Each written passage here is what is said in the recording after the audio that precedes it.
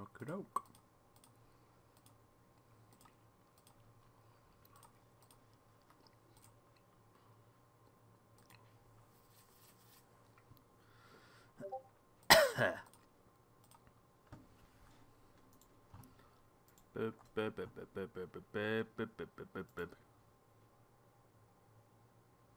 You hungry?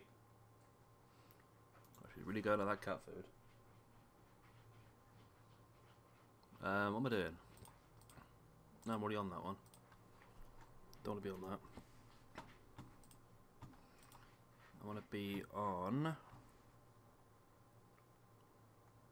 No notification. I've literally only just gone live now, so hopefully there'll be something pretty soon.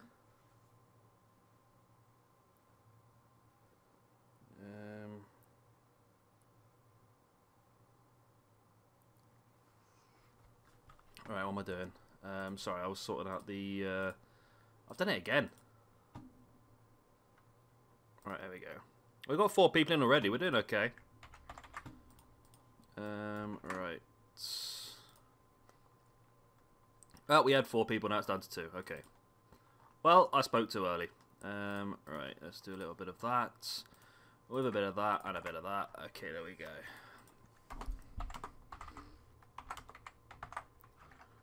Let's change the title a little bit, actually, as well. There we go. Yes. New Generation Gemini will be debuting today. I reckon we can get the whole first season completed today, which in that case we've got Gemini penned in for 2 matches out of the 4 shows, including a opportunity at the Intercontinental Championship at the finale pay-per-view. We've got a lot of stuff. A lot of the next 3 shows are all really build-up. I've written all the shows already. They're all build-up, really, for the finale pay-per-view. So it should be pretty good. We're going to see a lot of action from both of the stables. So, as per the requests yesterday, the Assassins have now been colour-coded to a red and white colour. And we've added John Morgan to boost them up. And we've got a tag team in there now. And also the Order.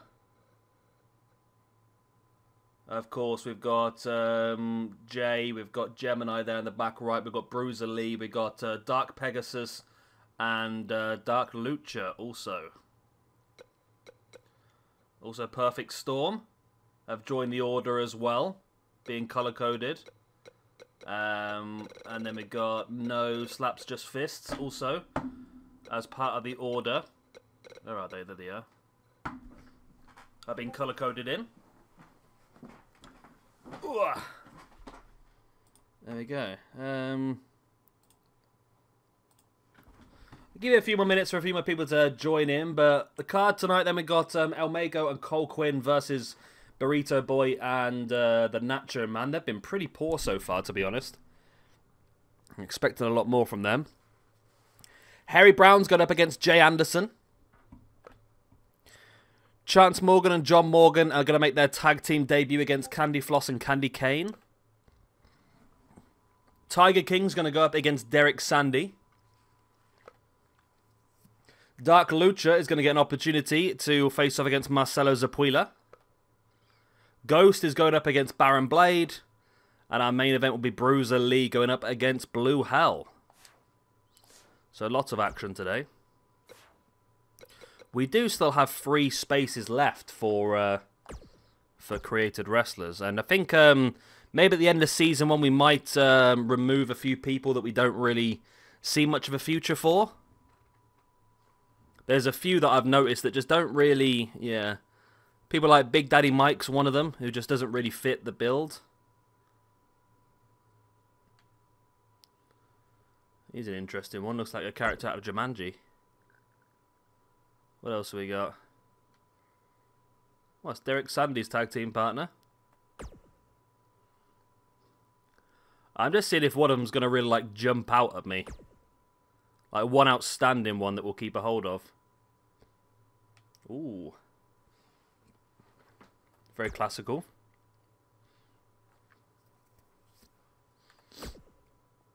Okay, that's nothing interesting. Okay, another wingman. Another dragon. Okay, that's funky. Funky hair.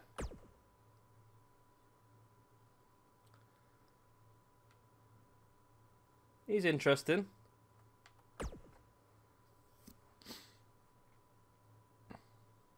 Oh my god. Okay, he's terrifying.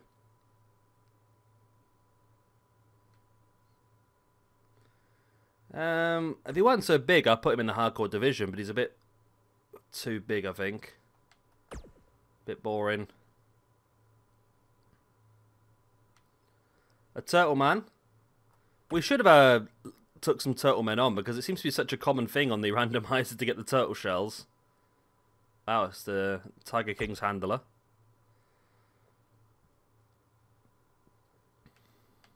He's interesting. Just give it a few more minutes for more people to join the stream, and then we'll get straight into our first show.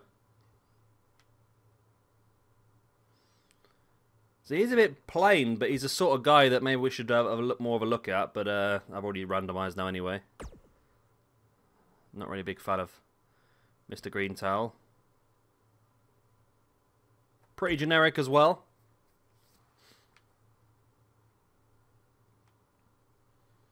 See, he's pretty cool. I'm always thinking of tag teams in that now as well, really. Interesting. Oh, okay. Okay, well, that's enough messing around, isn't it? I really want to make some new people, but I think, like I said, we'll probably wait until after we finish the first season. I've also added some new championships in, ready for our second season. Stuff we've already discussed, I believe. It's already on the rankings as well, so we have the Cruiserweight Hardcore Intercontinental. We've added the Junior Heavyweight Championship in, Women's Tag Team Championship, the SWE Dark Championship, and the Women's Intercontinental Championship, and there's the Internet Championship as well. So that is going to give us the full... That's 12, is it? Yeah, full 12 championships, 6 per show. So that's pretty useful. So we're going to be in a good position, really. Going to be in a good position. Right then, are we ready to go straight into this episode then? Let me have a quick drink while I'm going. Yeah, sorry, Lucha, yeah. I got a bit excited, to be honest. I felt like if we started early enough, we can complete this season, which would be 4 shows today.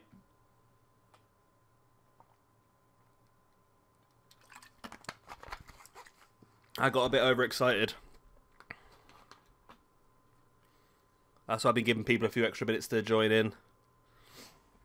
No sign of Jay yet, but I don't know if he might be... No, we haven't started anything yet, Lucha. We've just been faffing about for the last 8 minutes. No word from Jay yet. I don't know if he is... I think he stayed up and watched Payback last night, so I don't know if he's still in bed, maybe. Being a lazy git.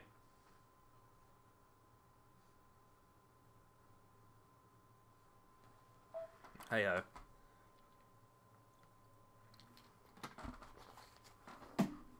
Are we ready to go? And let me get my rankings open so we can get going well. There we go. Okay. Let's get straight into our first episode of SWE Dark of the Day.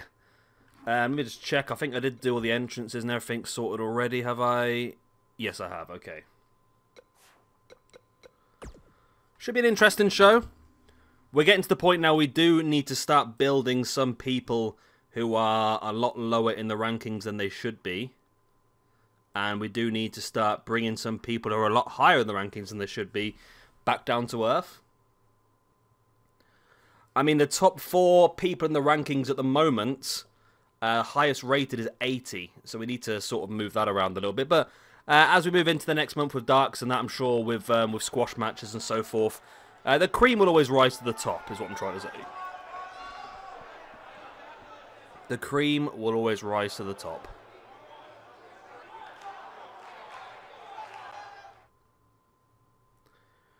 Right then, here we go. We're starting things off then with, talking of the cream rising to the top, these are two people we do need to start to rise to the top. We have got the Burrito Boy and the Nacho Man, both very low down in the rankings. The Nacho Man on -2, the Burrito Boy on -3 at this point in time. Going up against Cole Quinn and El Mago, who have seen wrestle once so far. I think both of them... Oh no, El Mago's not wrestled yet.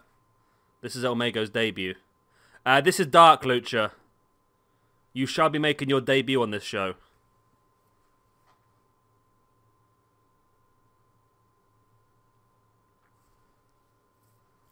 You have a match lined up later on tonight.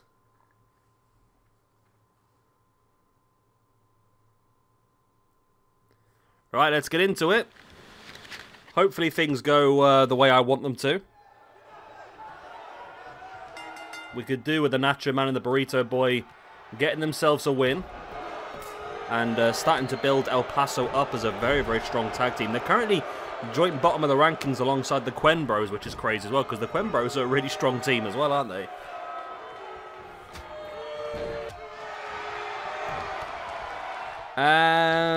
Gemini, you are on... I've actually got you on. We've got 4 shows hopefully today then. We're going to do Dark, SWE Dark, and then the finale. You're on the second Dark and the finale, so you're on the second 2 shows.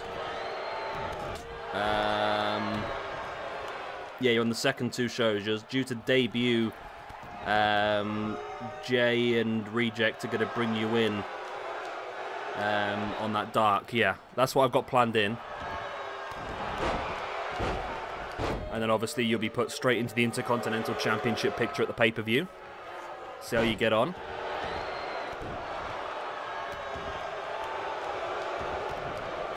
I mean, El Paso need this win so badly. If the Job Squad get a win here, then I think El Paso are just unhelpable at this point in time.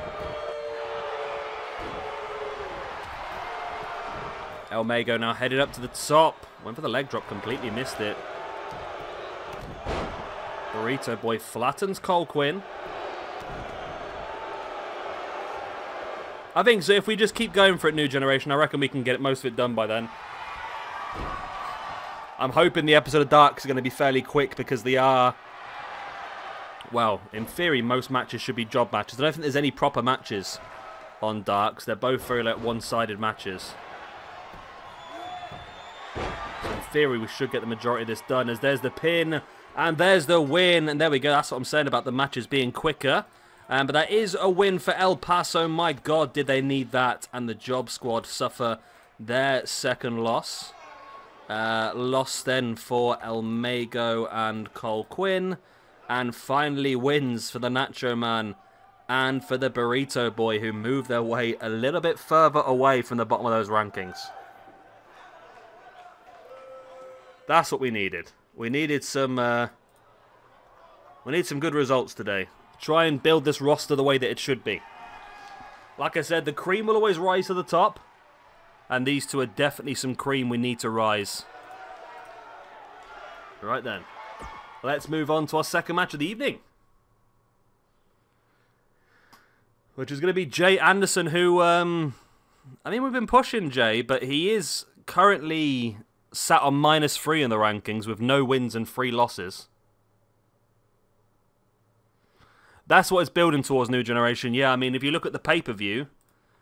so the pay-per-view, we've got Jay Anderson versus Ghost for the Internet Championship. Muta defending against Gemini and the Tiger King for the Intercontinental Championship. We've got Cruiserweight Championship. We've got Kirk Velasquez defending against Chance Morgan and Lucha Reject. So, or Dark Reject, sorry, he is now, isn't he? Are you Dark Lucha? Are you Dark Reject or Dark Lucha? What do you want to be? So I think Jay's put you down as Dark Lucha. So Jay looking for some retribution here, of course, as well. You want to be Dark Lucha. Okay, that's cool. Yeah, so Jay looking for some retribution here as well, as it was actually Harry Brown here who... why is this on again, Dark Lucha? Is it because it's an insert, is it? So I'm just trying to figure out... No, I pressed Summit again. Yeah, it was Harry Brown who eliminated Jay from the big match at the King of the Deathmatch tournament. And he wants some retribution here because Brown really went after him constantly in that match. Yeah, Muta's... yeah, trial by fire for Muta, really. Saito suplex there by Jay on Harry Brown. That is Harry Brown, isn't it? I keep getting Harry and Harry Brown mixed up. What's this? We see the music for the order kicking in. Harry Brown ready for whatever's going to be coming for him, but here he is. We knew he was going to make his debut later on this evening. It's Dark Lucha attacking Harry Brown out of nowhere. Jay drops the arm over for the pin, and it's only a 2 count. But Dark Lucha making his presence felt early on in the night. And there's the Black Mass as well, out of nowhere. And I feel like that's going to be a strong victory there for Jay Anderson against Harry Brown. And Jay finally picks up his first victory and a little bit of retribution against Harry Brown, of course, who knocked him out of the match. I'm not sure, to be honest, New Generation. They both seem to be going down the heel route, to be honest. I feel like at the moment, based on the chat, I feel like Ghost's Assassins will be down as the heels. Because you guys have all teamed up against them, haven't you? Really. And there we go, there's the win. The win with Dark Lucha making his debut. Dark Lucha will be in a match later on this evening. He'll have his first opportunity in the ring himself to show what he can do. Why? I don't get this. Why am I on insert or whatever this is? I don't quite get what's going on. My Dark Lucha attacks Brown mid match. There we go. And then you want to say Dark Lucha. There we go. So debut here then for John Morgan, who'll be teaming up. Oh, you know what? I've messed up the attires here, you know. That's fine. That's fine. I can sort this out. I've just realised that John Morgan is... basically, I copied and pasted Chase over. Changed the hair and the face paint and the body size to try and make the tag team. But I've realised that Chance has got the word Chance Morgan on his leg. And I think the other one's probably going to have that as well, isn't he? God, it's tricky to tell which one's which, isn't it? So Chance is the one with, well, the one that's up against the ropes at the moment. John Morgan is the one on the other side.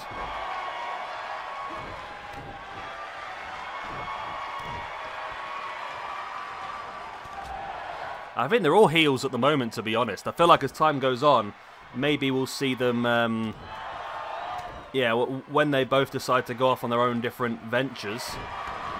Either are they going to end up going on their own different ventures, or is it going to be a case where, I don't know, actually. John Morgan. I feel like no matter what happens, both these stables are going to end up just battling constantly because of, they're both going to want to be in the championships, aren't they?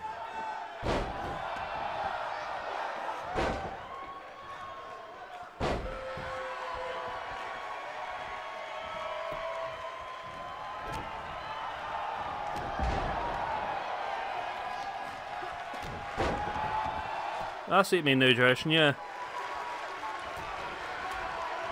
So, Lucha, how do you feel about making your debut to help Jay Anderson get the victory against Harry Brown?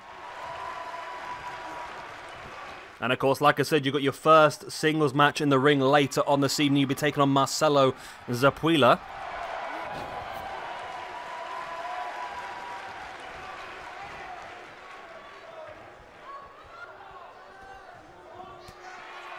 Nice clubbing blow to the back there by Chance Morgan on the outside. John now with the strikes, taking him down with a backbreaker on Candy Cane into the Russian leg sweep as well.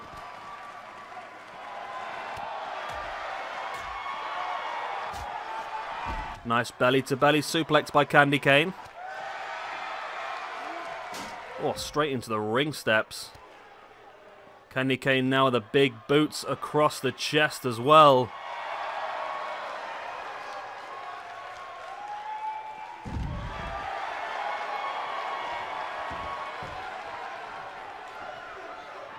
And there we go. For the people watching the video later on, the ones that can't see the chat, Lucha is very unhappy with making his debut.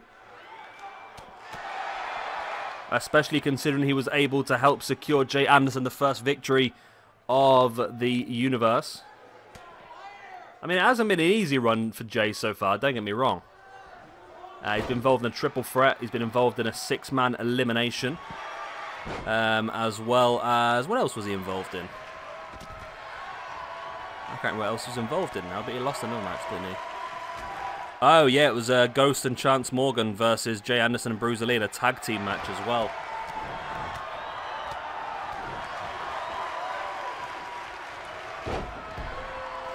You can on the replay of the stream, New Generation, yeah, but if I cut these down into episodes, which I will do eventually, just to make it easier to put into a playlist and watch back in the future, you can't see it. Nice backbreaker as Candy Floss taking Chance Morgan up on the shoulders, dropped him down. There's the pin, but John's back in to break it up. John now with the backbreaker. And John Morgan stalking Candy Floss. Candy Cane re-enters the ring. John Morgan... Oh, dropping Candy Floss with the Sister Abigail style move there.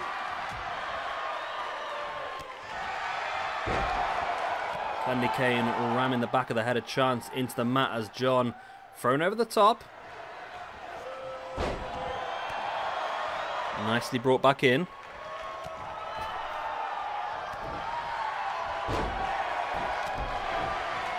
Yeah, it should be an interesting set of matches coming forward. This might be the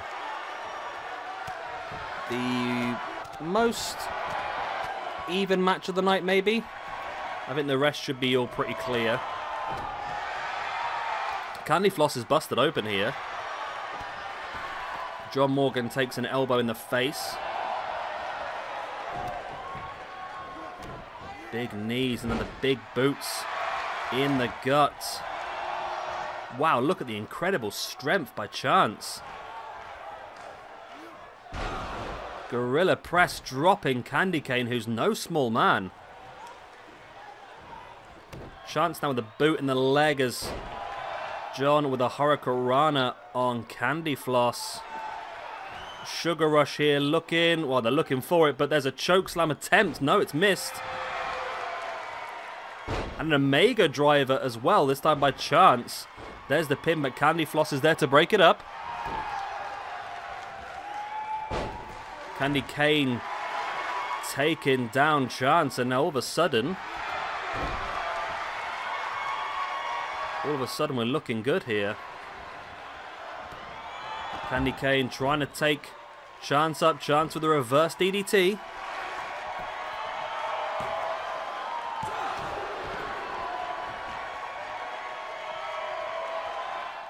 And now Chance Morgan locking in the camel clutch style submission.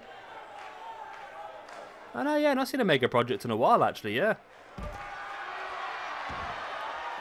The camel clutch, not quite enough to finish Candy Cane off.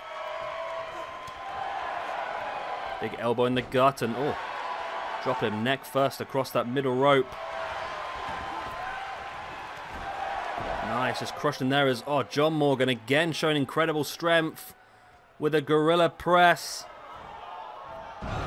Chance with a choke slam on Candy Cane. Doesn't go for the pin though. Why has he not gone for the pin?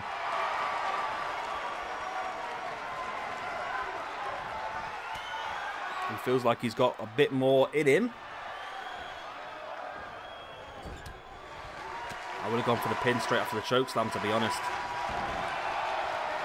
Debut here, of course, for John Morgan. Part of the Assassin stable.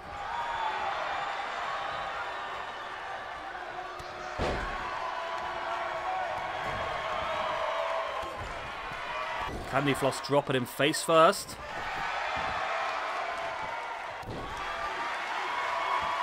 Big knee in the back as well as now. Chance brings up, big back elbow to the face of Candy Cane. As John Morgan gets caught with that DDT. Candy Cane looking for the bicycle kick. Big clothesline that was though by Chance Morgan. Who's now stalking Candy Cane.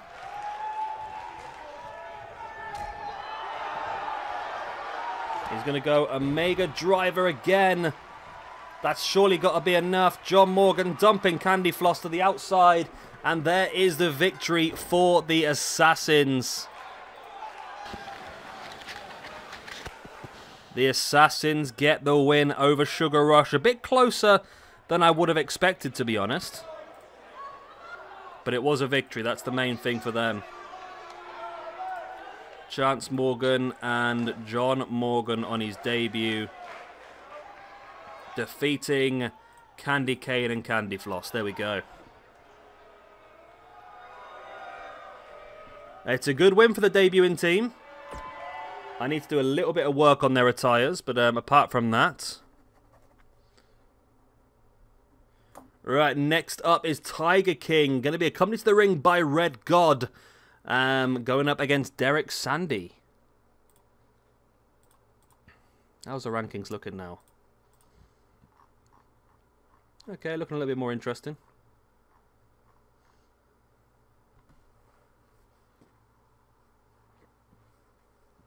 This should be an interesting one. So Tiger King is currently sat... Where is Tiger King sat at the moment? Is he in the minuses? He is. He's on -1 at the moment. So he does need this win. And with Red God at ringside, he might just get it. Derrick Sandy currently sat on -2.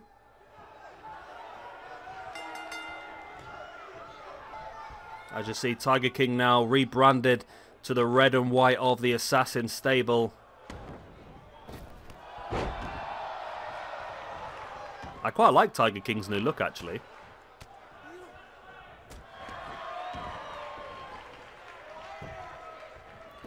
Tiger King does look pretty cool, but he kicks out of that one. Of course, Tiger King looking like he's going to be involved in the Intercontinental Championship match at the pay-per-view. However, a loss here to Derrick Sandy would put a big damper on that, I think. He needs to build himself up as much as he possibly can. Strong right hands right in the gut of Derrick Sandy. Oh, Sandy rolled him up. Cheeky little pin. Only a 1 count. Can you imagine the scenes if Derrick Sandy gets a win here? Can you imagine the scenes? Tiger King looking for the double foot stomp and... Oh, nice. Have I got that set up as -10 plus? I haven't, but... Okay, so 10 and 10. There we go, that's better. Yeah, that's better. Okay, I like that.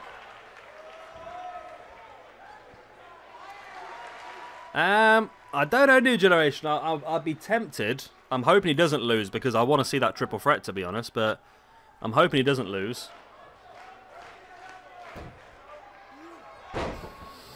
But I would be tempted. Big back elbow there by Tiger King in the face of Derrick Sandy. Slamming the face of Sandy into the top turnbuckle pad. Sandy flops back into the ring. Tiger King with a boot in the spine.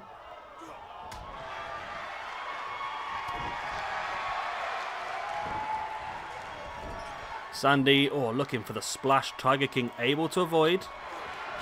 Big strikes right in the gut. Spinning back fist as well. And before Sandy catches him in the knee and the gut.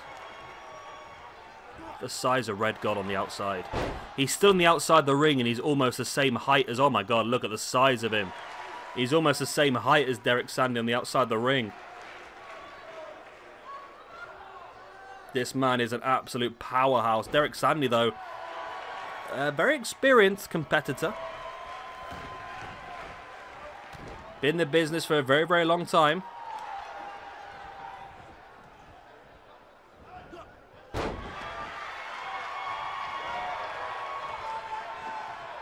Yeah, it could do New Generation.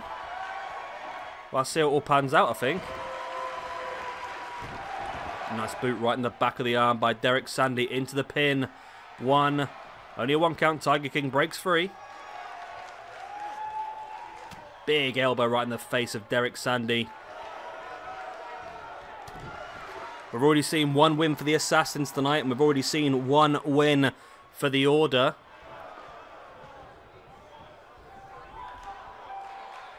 Now my phone's ringing. Derek Sandy, he's not the strongest man in the world. His back just gave away there with Tiger King, and there is the Ace Crusher out of nowhere. And there is... No, not the free count, though. Big boot in the spine. Sandy's back up. A strong right hand taking Tiger King down. There's the pin. 1. Only a 1 count. Wow, Derek is busted open badly here. Tiger King boot in the gut, then into a DDT. And now Tiger King backing into the corner. What's his plan here?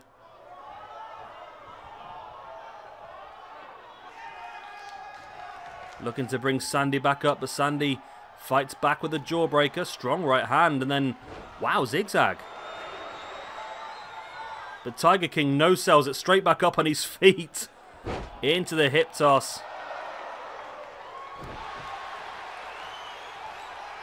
That's a good shout at your New Generation. That would have been an interesting one.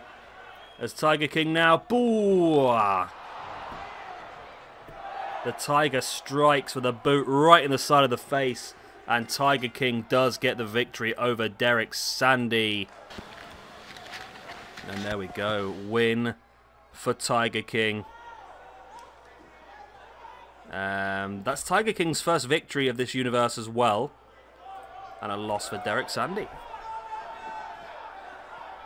There we go. Right, so ranking points are in the right direction.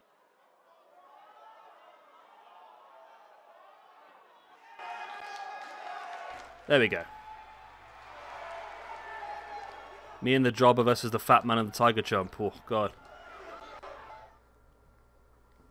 I like the idea of keeping Red God out of the ring for a while, a bit like they did with Jack Swagger.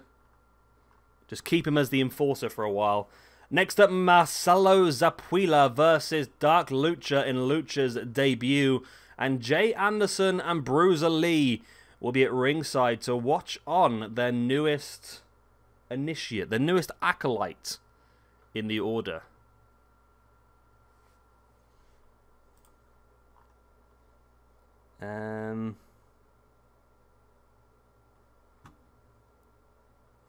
Yeah. Actually, let's change that around a bit then. Let's have...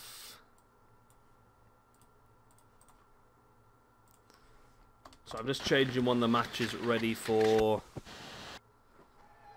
our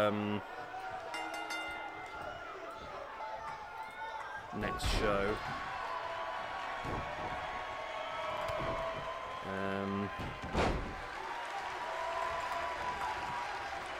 Let's do...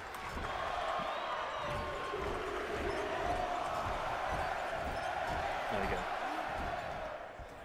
go. Look on the Discord. Oh, that'd be a good match.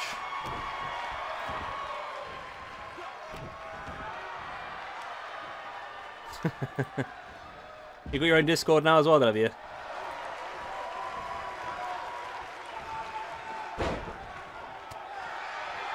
This is Dark Lucha. They are similar looking.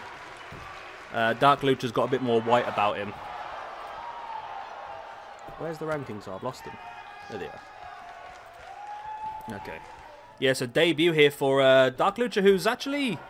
Well, Marcelo's actually a bit bigger than I thought he was. He's a big lad. You see there Jay Anderson and Bruiser Lee at ringside. Wearing the black and orange of the Order.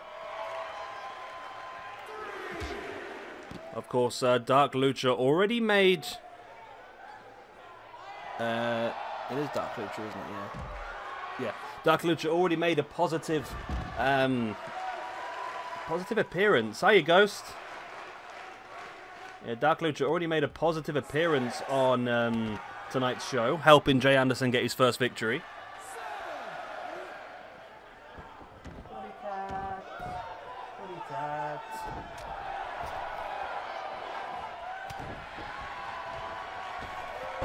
Oh, yep, you're a bit far away there, old Lucha, to be honest, mate.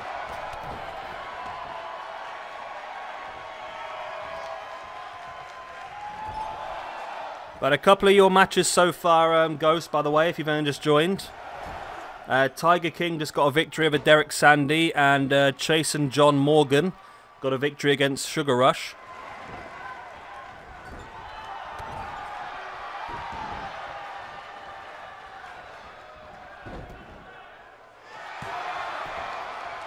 ZAPPUILA going for the pin here on Dark Lucha. Big elbow in the face. Nice drop kick. Of course, Dark Lucha will be fighting in the Cruiserweight Championship match at the pay-per-view. As Jay Anderson throwing ZAPPUILA back in the ring. He's not letting ZAPPUILA get any respite on the outside. Lucha now heading to the top. Will he be looking potentially for the shooting star? No, he's not. Okay.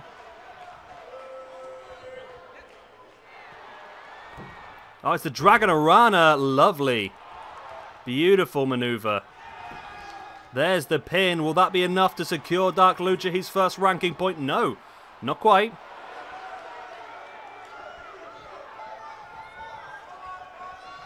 Brings ZAPPUILA back up to his feet. What's he going for here? What is he doing here? Oh my word. Oh my word. He just broke ZAPPUILA's neck, then shooting star, but ZAPPUILA put the knees up. Wow. I thought that was done and dusted there for a second. Yeah, the Internet Championship has now been downloaded. Little snap suplex. ZAPPUILA's foot, it looks like it was under the rope there, but referee was not bothered. ZAPPUILA tripping over Dark Lucha. Lucha's back up to his feet now. Dragon screw. Taking ZAPPUILA up on the shoulders. Garroted across the top rope. And DDT's the leg as well. Jawbreaker by ZAPPUILA. Flattens Lucha with a big clothesline into the pin. The Order watches on the outside, but Dark Lucha able to kick out. Ghost, you're actually wrestling tonight as well, by the way. You're on our next match. And then we'll see Bruiser Lee in tonight's main event. Bruiser there at ringside.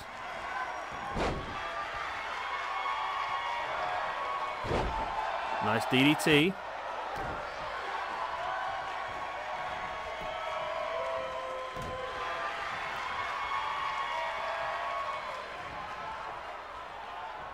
Dark Lucha now, nice Hurricanrana, using his speed to get the advantage over Marcelo, but instead of going for it, he's just slowed the pace down a bit there, which is interesting. Just watching Marcelo get back up to his feet before spinning him round, rolls him through into the Kalisto kick. Now stalking, shooting star didn't go well, but he's going to go Salida del Sol, locks the legs for the 1, 2, And the free impressive debut there for Dark Lucha. Getting a victory over Marcelo ZAPPUILA. There we go.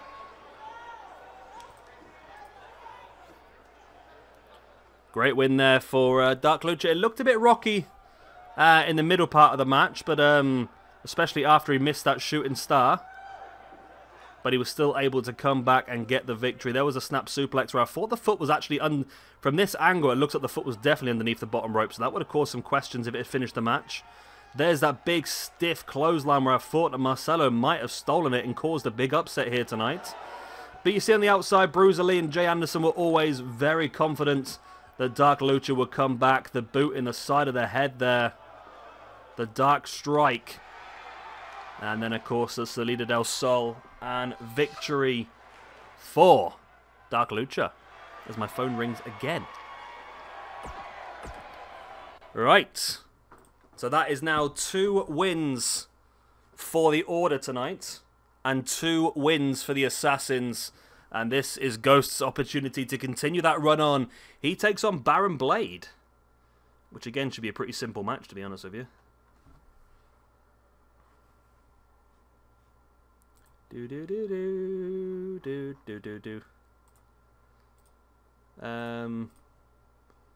How's the old thing going? We got a subscriber today. That's good. We did all that streaming last night. We seemed to lose 2 subscribers in the process, which was a bit annoying. It is what it is. As here we go, Ghost versus Baron Blade. Red God once again at ringside. The enforcer of the Assassins.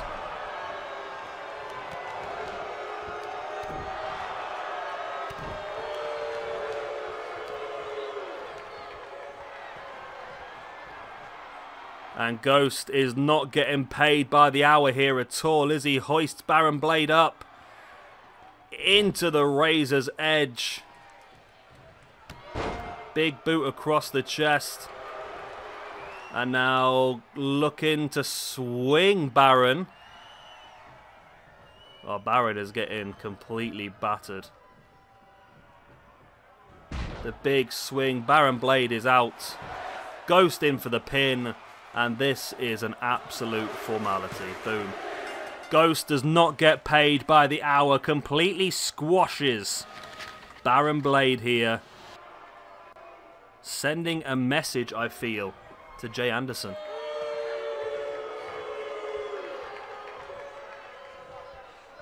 A big message sent. And what's this? Is this Baron Blade? Baron Blade may be offering his services here to the Assassins. I mean, I can't imagine Ghost will take that offer up, considering the level of ability that Baron Blade currently holds. But Baron Blade may be offering his services. There we go, Ghost. Very quick victory for him. As we move on to the next match of the evening, which is our main event of SWE Dark here. It's going to be Bruiser Lee going up against the former hardcore champion Blue Hell with Jay Anderson at ringside.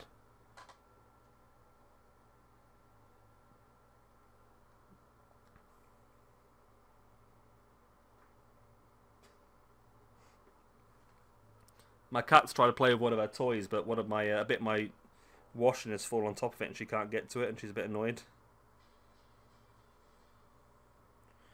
Oh, there's a Sky Sports breaking news notification coming through. I don't know what it is though, because there's nothing there. Okay, let's ignore that. And Bruiser Lee versus Blue Hell, then the debut, the main event, shall I say, of Dark. Oh, what a bicycle kick! And you see Bruiser Lee now wearing the new black and orange attire of the Order. And oh, what a super kick, taking Blue Hell down. Blue Hell taking Bruiser Lee into the X-Plex, wow.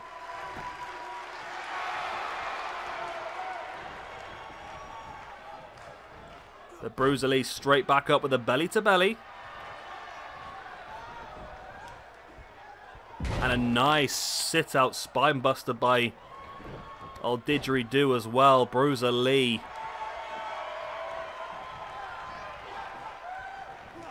Bruiser Lee now dropping the elbow into the inside of the knee of Blue Hell, who gets his head smashed against the mat there. Oh, what a clothesline that was from Bruiser Lee, sorry. I can't even talk at the moment. Bruiser Lee with a headbutt taking Blue Hell down. Bruiser Lee, big boot in the gut. What's up, PJT? This is Blue Hell versus Bruiser Lee in the main event of SWE Dark. Blue Hell, former hardcore champion, our first ever hardcore champion in this universe, drops Bruiser Lee with a double boot in the gut.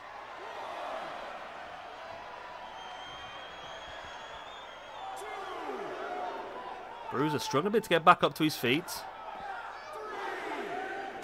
Blue Hell catching him with the elbow and the knee. Bruiser now using the top rope to his advantage. As Bruiser now taking it. Oh, nice. Pump handle suplex into the pin. Will that be enough for Bruiser Lee to keep Blue Hell down? It will not. Only a 1 count.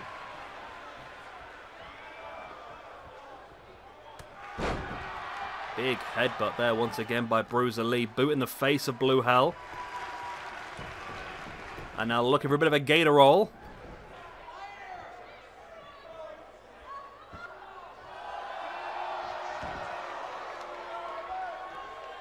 Bruiser now bringing Blue Hell back up to the feet, and a big boot flattens Blue Hell.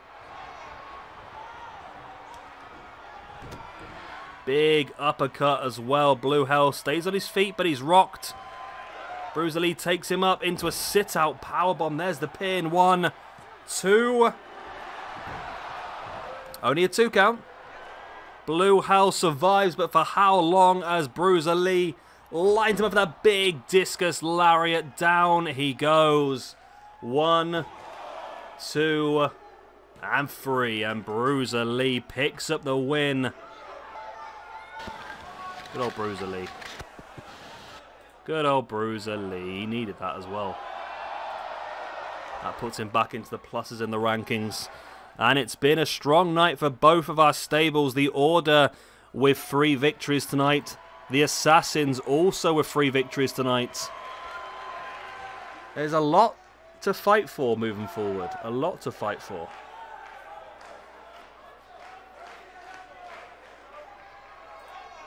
This should be interesting, very interesting.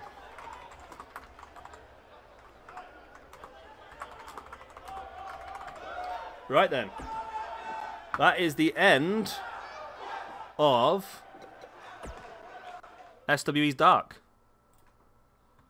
It was a very interesting episode, that was. A lot of build-up for our pay-per-view later on today. And also, like I said earlier on, the cream's starting to rise to the top in regards to rankings as well. If you give me 2 minutes, I just need to make a quick phone call and I shall be back with you.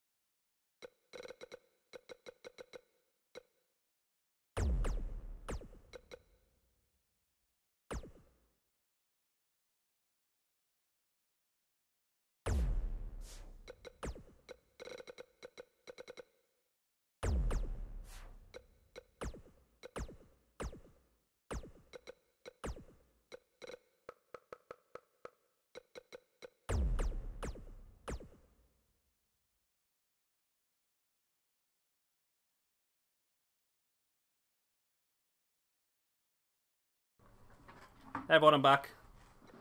And then the main event of the night is going to be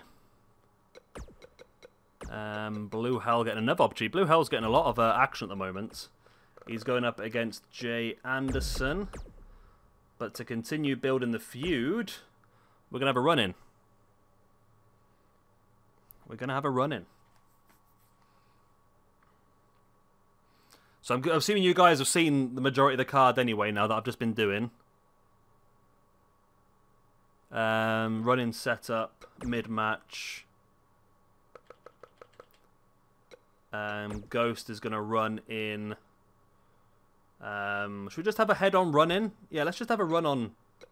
Oh, I don't know how this works. Let's do this. At least I know how this works. I've got to go for Blue Hell. Okay, that's right, isn't it? Let me do that again, just to make sure I know what I'm doing. So, Ghost. Surprise attack on Blue Hell. There we go. That means he'll attack Jay. Right.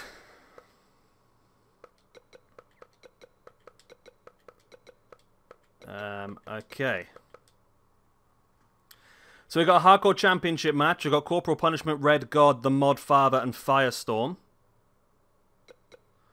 We've got Shuri Atomi going up against VR. We've got the first appearance of the tag team from the Order. Dark Lucha and Dark Pegasus taking on Black Thunder and Jerome Lightning. We're going to have Jessica Hunt and Hannah Quinn taking on the Interstellar Agriculturalists. That's the one. Naga gets the television championship match against Dragon Yamamoto. Baron Blade's going to be given an opportunity tonight from Ghost. He offered up his services on Dark, and now he's going to have an opportunity to showcase what he can do against the debut in Gemini. And then our main event will be Blue Hell versus Jay Anderson. There we go.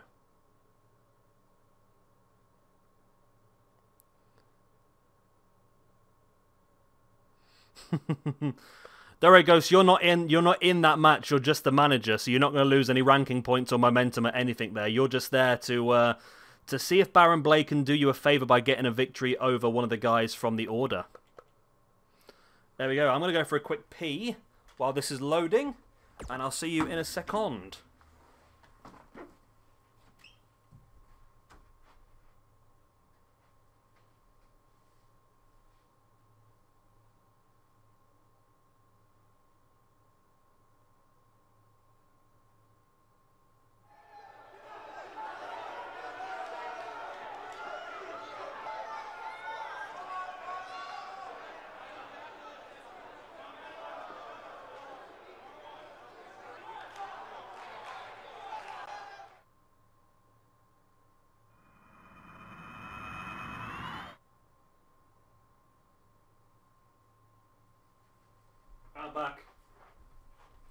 I'm back. We're ready to go?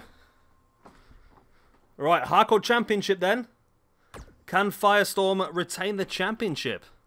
It's going to be his first defense of the belt. It's a fatal 4-way Extreme Rules elimination match. Red God making his in-ring debut as well.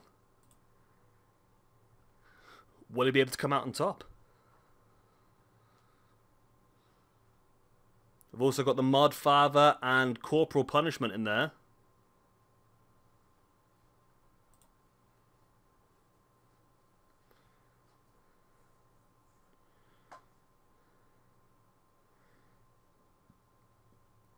See, Firestorm's had a little bit of a makeover recently with since he joined the Order.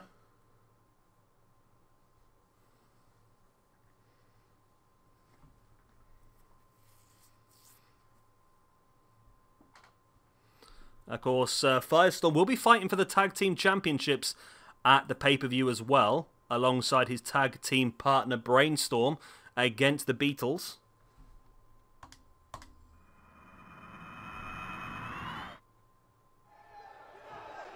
And here we go.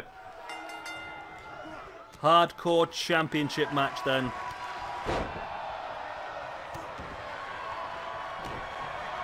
Red God rocking the red and white of the Assassin stable.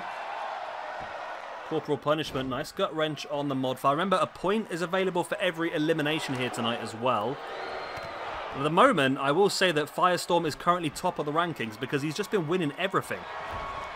I think the only match Firestorm has lost so far was a match in the Hardcore Championship Tournament, I think. Original Hardcore Championship Tournament.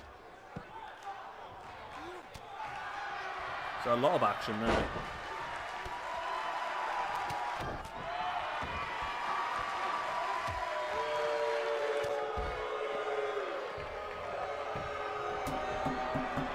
It's a weird noise in my desk. I'm trying to bang into it.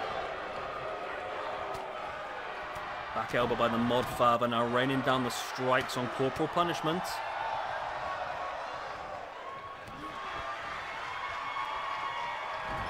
I really like our roster the way that it's going at the moment, but I would like to move to 2K20 at some point.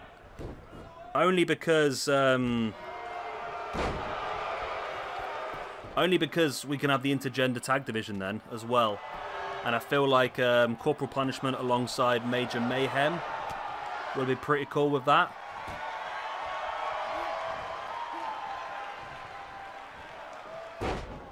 Nice takedown there by the Mod Father's Firestorm. Big boot in the side of the head of Red God. The Mod Father dropping Corporal Punishment to the outside. Firestorm now working over Red God, and it takes him up and drops him gut first again across the barricade, and a big boot across the side of the head. Remember, this is elimination. You've got to survive past everyone if you want to win here tonight. And the Mod Father's being the one sensible guy here. He's going to go and get himself a little bit of weaponry.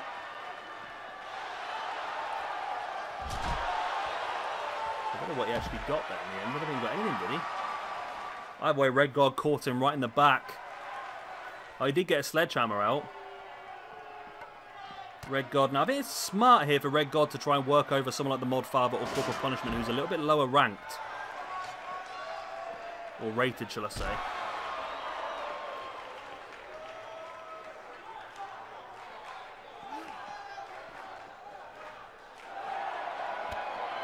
Nice back elbow by the Mod Father, striking from Firestorm. Big back elbow, though, as Corporal Punishment bringing Red God back up, and Red God with a big knee in the face.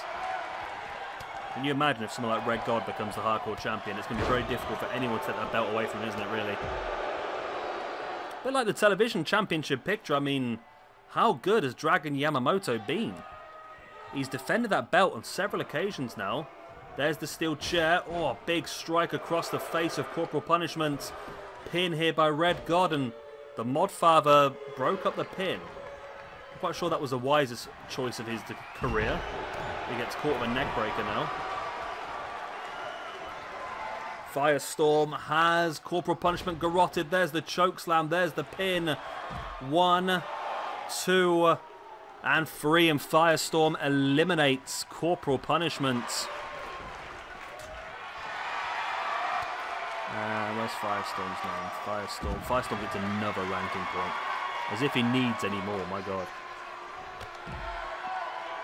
Boot in the face there by Firestorm and Red God. This is the battle between these two, isn't it, really?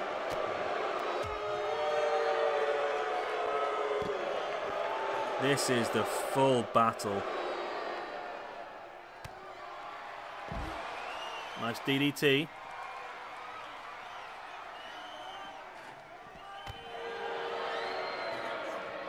Firestorm sending Red God into the ring. Firestorm follows in. Remember, like I said, Firestorm will be fighting for the Tag Team Championships at the pay-per-view as well.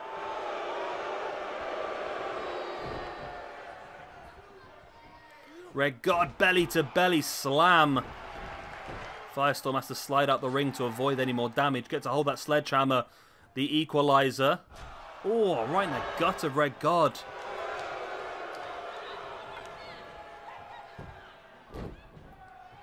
And the Mod Father's just slowly and quietly laying on the outside, just letting this happen. He's just thinking, you know what, if I can leave this to happen, maybe I can just sneak in and pick up the dregs at the very end. And that's what he's hoping for.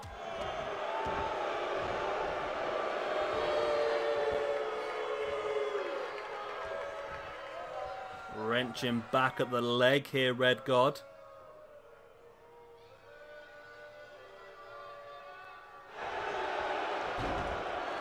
Nice break free there by Firestorm. Red God takes him up on the shoulders into... Wow, the GTS. GTS by Red God. 1, 2. We're going to have a brand new champion. Red God eliminates Firestorm. That is big. That is huge. That is Red God eliminating the champion Firestorm. And now it's Red God versus the Modfather. This is surely going to be a one-way ticket, surely. Oh, big controller. Oh! I apologise, sorry. I managed to knock the charging cable I got for my PlayStation controller now is so long that I tripped over it. Let's just ignore that happened. That was very unprofessional of me. Red God now stalking the Modfather. He comes up. Look at the size difference between these two. Wow.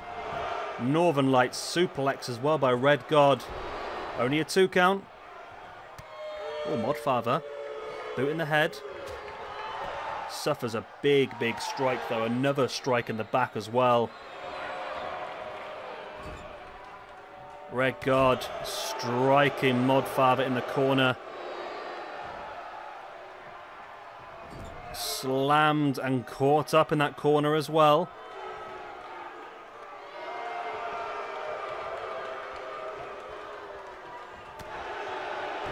What a strike. Look for that big overhand as well, but Modfather gets caught neck first.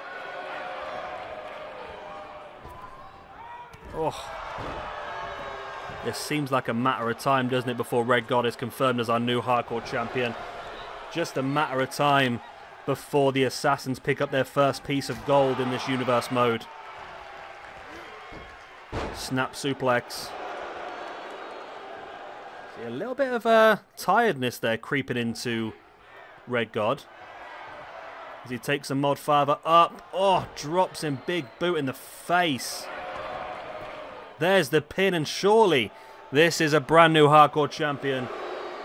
It is indeed. Red God has won the hardcore championship, and first blood goes to the Assassins.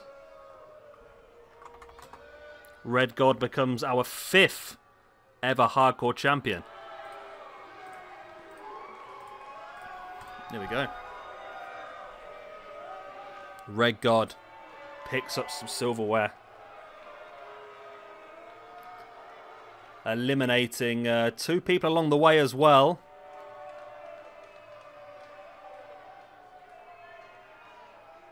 And you know what this might lead to, in my opinion? I'm thinking maybe we look at the 2 enforcers at the pay-per-view. Maybe we see Red God versus Bruiser Lee. Enforcer versus Enforcer, Hardcore Championship.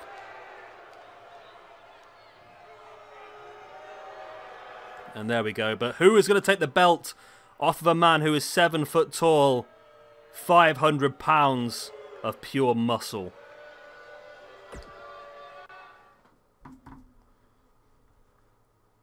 We say do it. We're going to go for it. Hardcore Championship. Hardcore Championship at the pay-per-view. Red God defends against Bruiser Lee. Boom.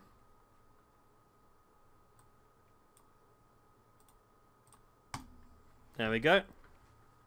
Shuri Atomi versus VR.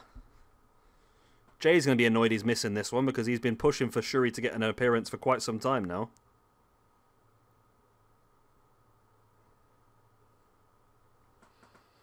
Let's go.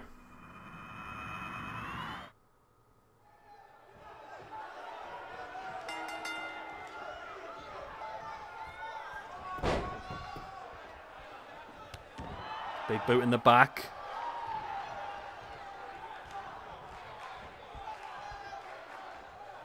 If you want to, New Generation, we can do. We can use it as the thumbnail when we upload the individual pay-per-view. If you want to do it, mate, I'm happy enough.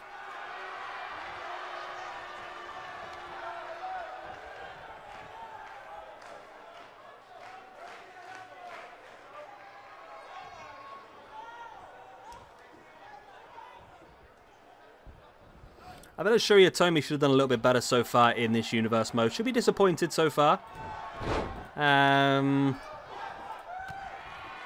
She sits sort of middle of the pack. 1 win, 1 loss.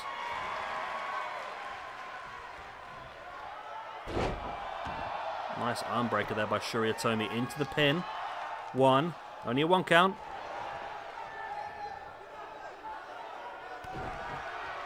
There's the boot in the gut now, sending VR off the ropes, ducks underneath. Looking for the kick, VR catches her. Of course, VR no pushover herself. She's had a couple of big wins so far. Well, 1 big win.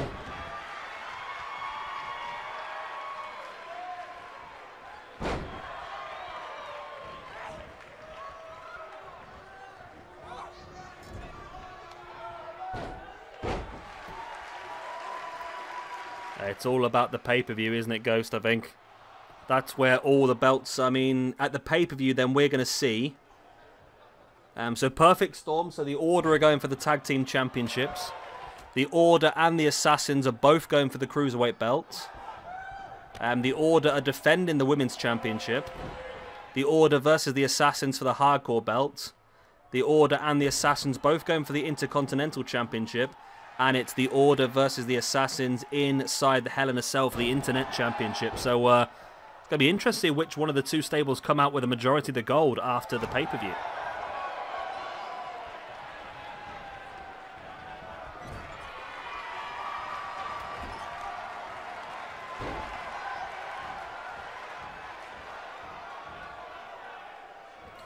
Shuri taking down VR.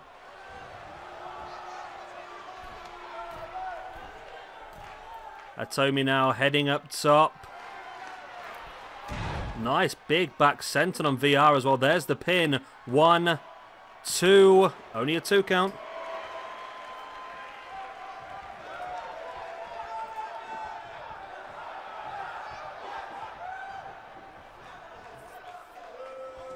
Atomi now bringing VR back up now into that reverse chin lock.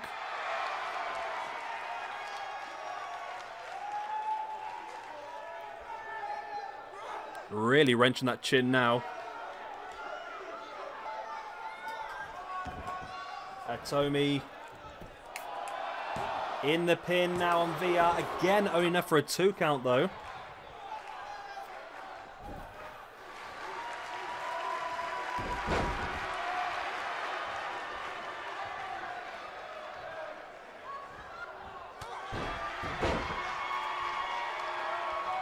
Atomi brings up.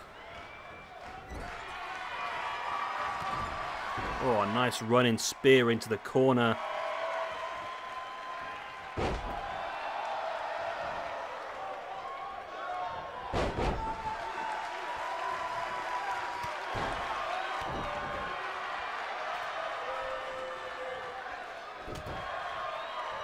Yeah, I think the Order have 3 females on their ranks. The women's champion, Lovecraft. However, I don't feel like Lovecraft is someone who can be controlled. I think she's sort of, she is aligned, but I wouldn't necessarily say that Lovecraft is somebody who would be, well, I think she's unpredictable, shall we say. But also, no slaps, just fists are part of this. We'll see that actually on Dark. On Dark, we do have a 6-woman tag match set up of Lovecraft and No Slaps, Just Fists versus Justine Gabriel and La Hermanas Reyes. Also, to keep New Generation happy, the Pink Ram will be in action on Dark as he goes up against Oscar Keenan. We're going to have Ghost teaming with Chance and John Morgan going up against Derek, Sandy, Leroy Janetti and Marcelo ZAPPUILA. And we've got Jay Anderson, Gemini, and Dark Reject, or Dark Lucha, sorry, going up against El Mago, Cole Quinn, and Baron Blade. Dark Lucha.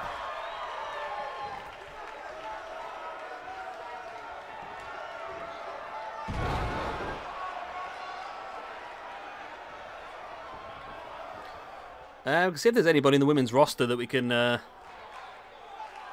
haven't really got a lot of space left now on the roster, to be honest. There's the pin by VR. Only a 2 count. Wow, VR is just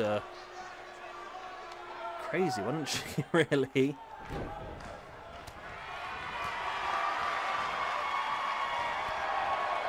You've got the Rockets, by the way. The Rockets are red and white. Female tag team.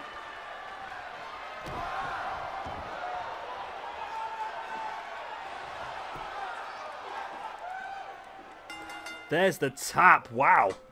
What a submission that was by Atomi. Wow. And VR picks up the loss. I'll have a look for you, Ghost. I think there might be some better options. We'll finish off this season, and then we'll have a look about a female. But Atomi looked very strong here. That does give her now the +1, which is good for her. It's going to put her in the picture. Not for this season necessarily, but maybe next season. And Shuri Atomi with the win. She is a bit crazy as well herself, to be honest.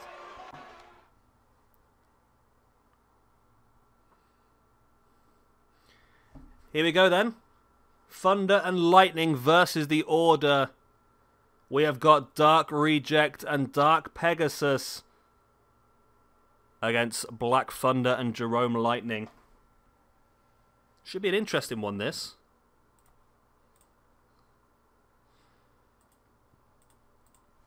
Good chance here for the Order to get their first ranking point as well.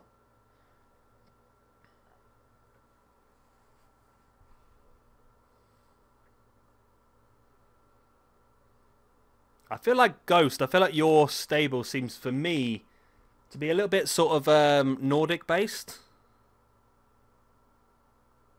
Yeah. Ghost looks a bit Viking-y. Red God could be like a Viking sort of god. Wow. I always forget how big Black Thunder actually is. So this is Dark Pegasus's new style, I suppose. It's Dark Pegasus in the ring at the moment. He, of course, formerly known as Rose Pegasus. Had a bit of a rough time of it, became the Cruiserweight Champion, lost the belt, and now also lost a match against... Was it Ghost? I can't remember who he lost against now. It might have been Chance Morgan, actually. And it's sort of twisted him a little bit to the point where Jay was able to walk in and basically recruit Dark Pegasus to join alongside Dark Lucha as this new, basically Lucha Libre style tag team for the Order. But this is their first chance to pick up a tag team victory, but it's not an easy one, as we're seeing here. From Black Thunder and Jerome Lightning, striking down both members of the Order. That's Dragon Screw there by Dark Lucha. As now Dark Pegasus taking Black Thunder down. And a nice powerbomb over the top by Dark Lucha, allowing Dark Pegasus the time inside the ring now to work over Black Thunder one-on-one. Of course, Dark Lucha made his debut on Dark and managed to pick up a victory against Marcelo ZAPPUILA in a pretty impressive match, actually, for him. Thunder and Lightning currently sat on -1 in the rankings with 1 victory and 2 losses. And what's this? Nice Dragon Suplex by Dark Lucha on Black Thunder. All 4 men back in the ring now. Standing moonsault by Dark Lucha.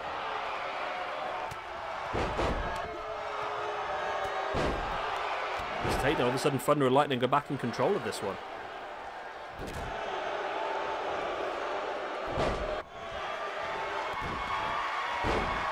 Nice takedown, wrenching back at the arm.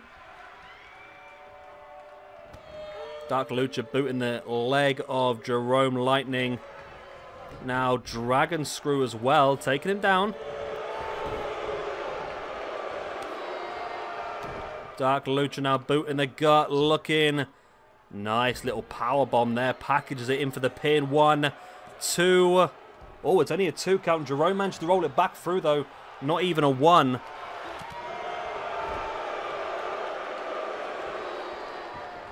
Dark Lucha. Oh, dragon screw into the turnbuckle. Running dropkick into the corner as Black Thunder. What a stiff forearm that was. Into the face of Dark Pegasus.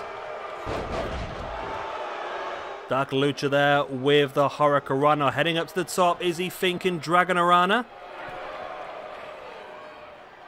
No, he's thinking Shooting Star, and he hits it as well on Jerome Lightning. He's going to go for the pin. He has. Black Thunder had his back to it, but did see it coming. Breaks the pin straight away. And the match continues on, but damage has been done there. Big damage to Jerome Lightning. As Black Thunder now, what is he thinking here? What is he going for here? Superplex? Superplex on Dark Lucha by Black Thunder. Big clothesline, big chop over the top there by Dark Pegasus as well. I would say formerly known as Rose Pegasus.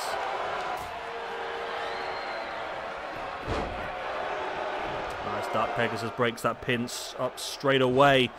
Poison Rana there by Jerome Lightning on Dark Pegasus, who slides to the outside. It's been a pretty hard-fought match, this one, actually. 2 strongish tag teams. Both looking to enforce their way into the tag team division, maybe in the next season. Of course, this season's tag team division is already mostly set. Big back elbows there by Black Thunder on Dark Lucha. Now into the Northern Lights suplex. There's the pin, only a 2.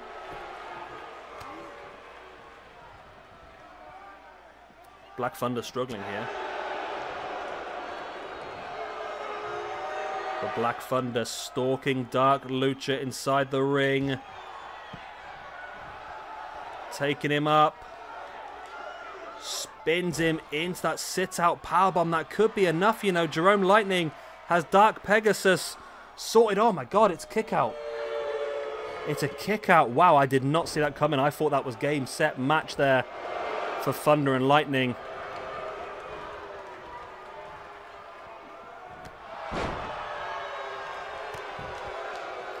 I think, didn't yourself and Lucha say something about the Order of the Assassins or something like that?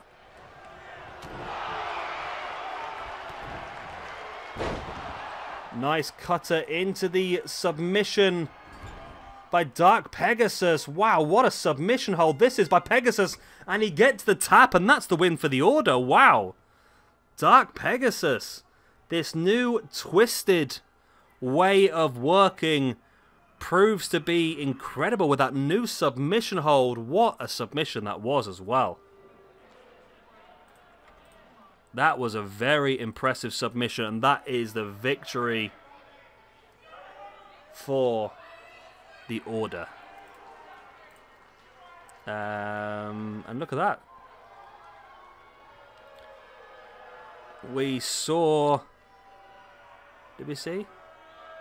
I can't find anybody now, my ranking system. Yeah, the Order promised Dark Pegasus a refresh and a chance to win more matches and be improved here, correct, as he moves across and picks up another victory, as does Dark Lucha, who's now 2-0 here in SWE, with losses for Black Thunder and Jerome Lightning. Boom, there we go. Good win there for the Order.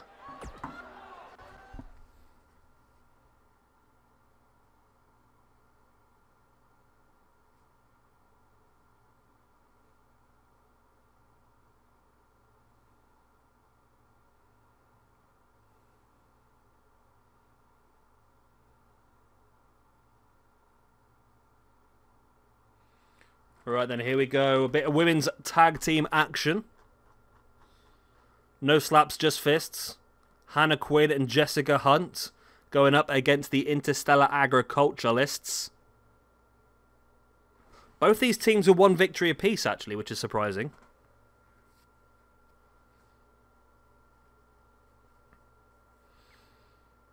I feel like, Ghost, by the way, I feel like the Order will get more victories. That's just because they've got more people.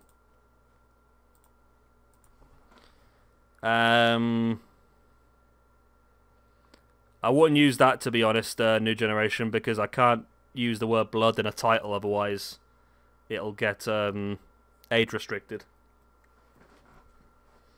Could do Stable Wars if you want, something like that, but I can't use the word blood because it will, yeah, it will age restrict the video.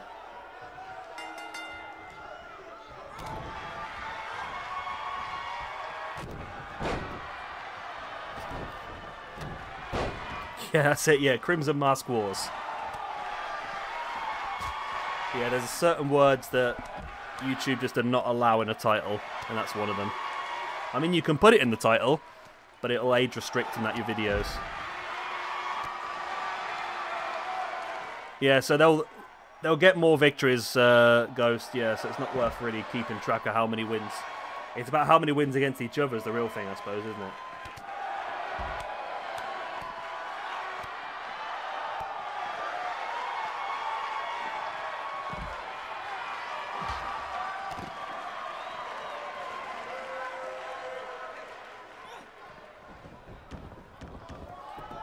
Interstellar Agriculturalists have been pretty impressive so far as well, with 1 victory out of 1, which has really just surprised me so much.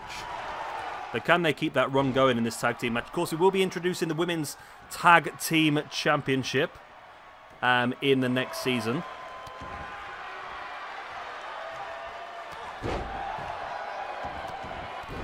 That's no problem, Go. We can do that probably next way round. Next season, we could add a couple of women. Cold War, yeah. Although it's not really a Cold War because they are full-on battling. It's like the opposite of a Cold War, really. Crimson Wars could work, yeah.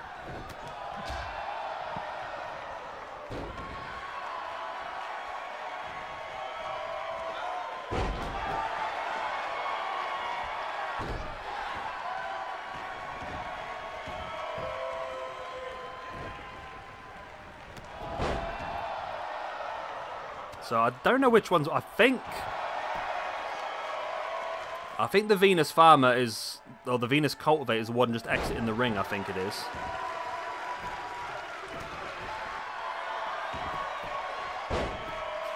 Yeah.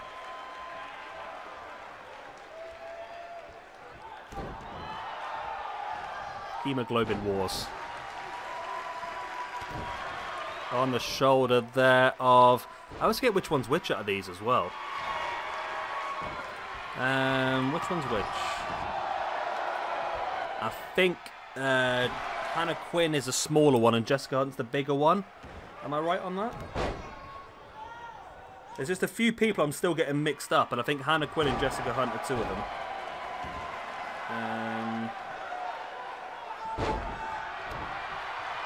Hannah Quinn's the taller one.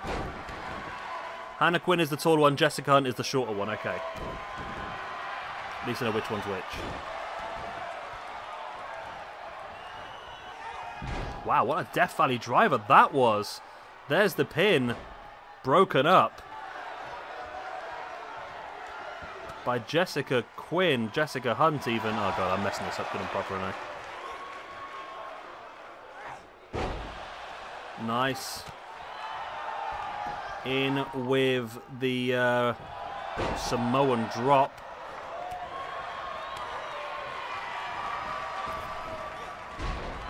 Nice running leg drop there. By Jessica Hunt. Big clothesline now taking the Cultivator to the outside the ring. Lucha Reject, the tag team name is No Slaps, Just Fists. I think it was Jay's play on the Revival's sort of style. What we'll probably do at the end of the season anyway is we'll probably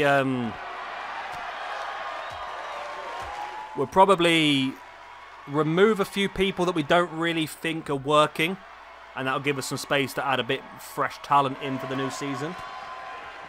So yeah, Ghost, we'll worry too much about trying to decide on any of these women. We probably will add a few extras in anyway, so we can add you with a female tag team, I think, will be a good way, because we're going to do a female tag team championships next time round. So we'll try and find a female tag team for the Assassins.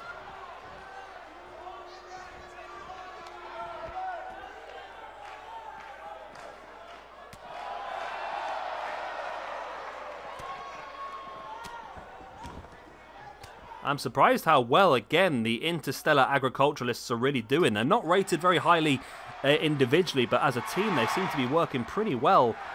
Then again, there's a big knee in the gut there from Hannah Quinn. Or is that Jessica Hunt? I can't remember again. I've forgotten already. Hannah Quinn's the tall one. There's the bicycle kick. Wow. If Interstellar Agriculturalists pull off a win here, this is going to be one of, well, 2 major shocks, because they've already shocked us once with a victory, haven't they? I need to adapt the SWE arena as well, because that, I just remember that top turnbuckle pad is annoying me. Turnbuckle pad.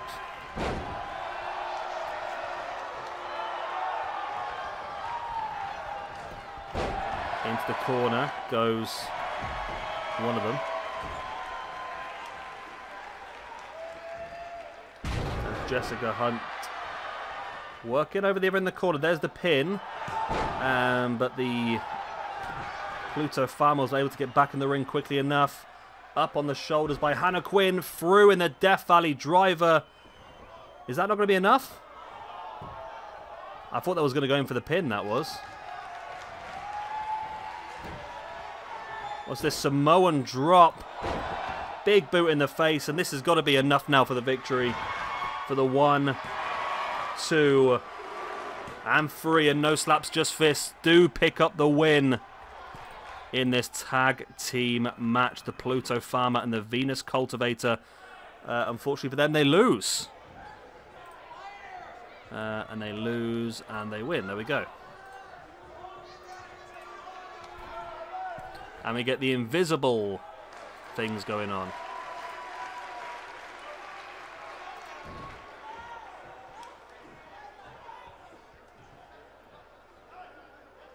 I tell you what, New Generation, that is very good. I like that. I like that a lot.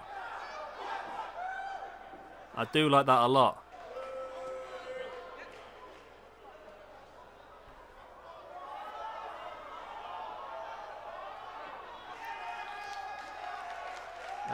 Right, good win. The only thing maybe I would change if you've still got the availability to do so is maybe the colour of the writing. I don't know if you can do like a, I don't know, red writing with a black outline or something like that maybe, if that's possible. I think it would fit in a bit better then, but that does look pretty damn cool, that does. I like that a lot. Right, so Naga versus Dragon Yamamoto for the Television Championship.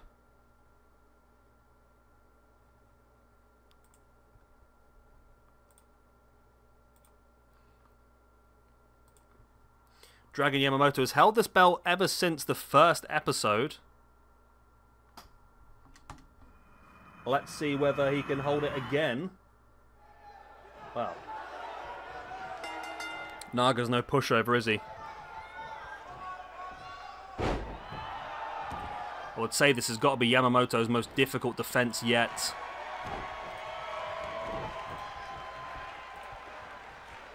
Can he pull it off? That's the big question. Just looking at the next episode of Dark. There's quite a bit going on this next episode of Dark. But we're getting closer and closer to that all-important pay-per-view.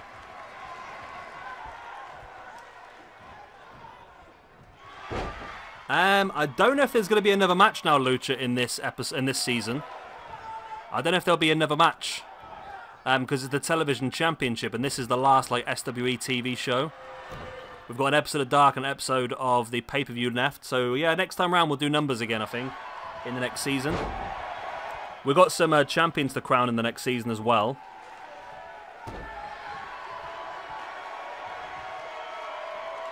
Oh, Naga's not part of the order. Naga's solo. Nobody can tame Naga.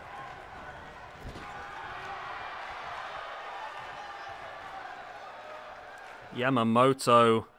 Incredible strength taking Naga down.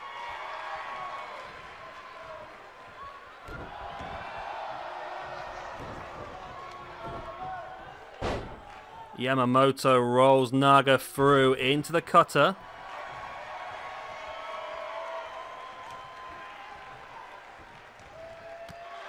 Wow, what a boot right across the gut. Drags Naga across against the top rope, springs back into the ring.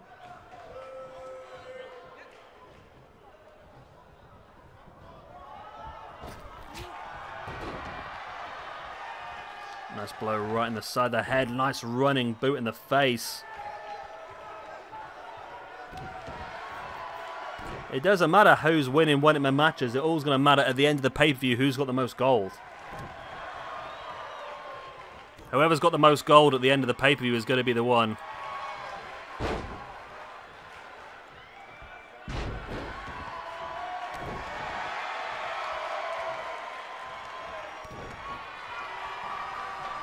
That looks pretty cool. I like that.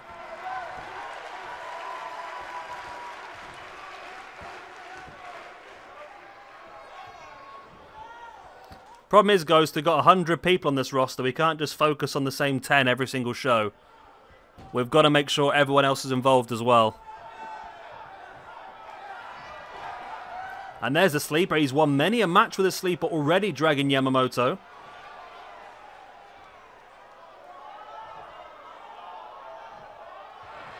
And no, I thought that was it, but maybe not. Yeah, it looks really cool. That does New Generation. I can steal that then.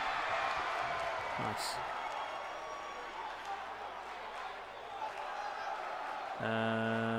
Screen. Boom. There we go. I can steal that then. Use that as a thumbnail. Pinned by Sakamoto, Yamamoto even, and he retains the championship again. This man is incredible. He really is. No matter what we've thrown at him so far, he's defeated everybody. He's gone so under the radar as well with just how strong he has been. But that is another big, big win. And Naga has not had a good season at all, has he? Naga has just struggled at every single turn. Naga has struggled. And again, you can see he's not happy at all. But Dragon Yamamoto, our television champion, continues his reign of dominance. There we go.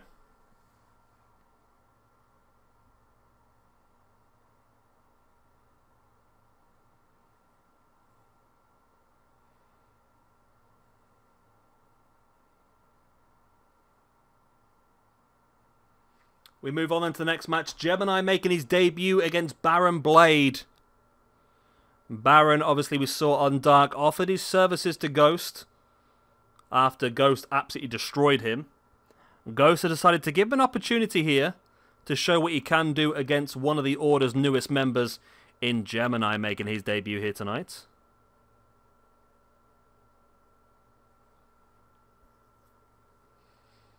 Ghost, Naga's not part of the Order stable.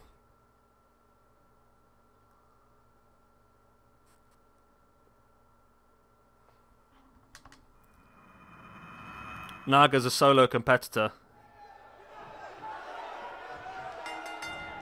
Here we go then, we have Gemini with his shiny tights versus Baron Blade. Gemini, like I said, making his debut here tonight. Ghost watching over Baron Blade as a potential new member for the Assassin stable.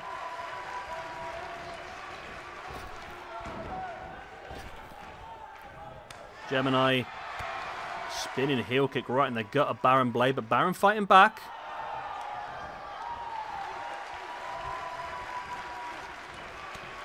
Nice back elbow by Gemini now. And it is Ghost up on the apron, distracting Gemini, allowing Baron Blade to take some control of this match. And that's what Gemini is going to have to watch. But super kick right in the face of Baron Blade, right in front of Ghost. Referee having a bit of a word with Ghost. As Gemini now curb stomping Ghost. Or Baron Blade should say, right into the front of the ring, right in front of Ghost as well. And no, Baron Blade able to kick out. Wow. Wow, indeed. Gemini now sending Baron Blade into the corner, running dropkick into the spine. Baron Blade, big boots into the chest. There's the pin. 1, 2. No, wow. If Baron Blade defeats Gemini, that's going to be an incredible victory for Baron Blade as well as for the Assassins as well.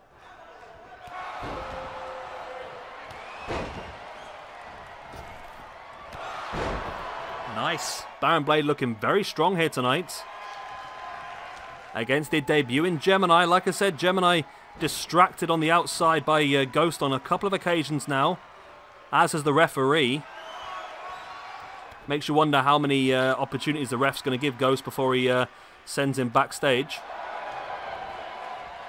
Nice tornado DDT by Baron Blade as well.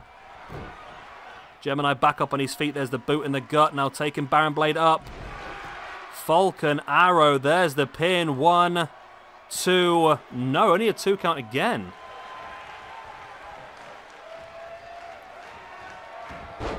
Rolls him through. Super kick again right in the face. Gemini heading up to the top again. Look at him picking the corner right in front of Ghost here to send a message. Gemini now looking for the jump in Meteora. Baron Blade was able to avoid it.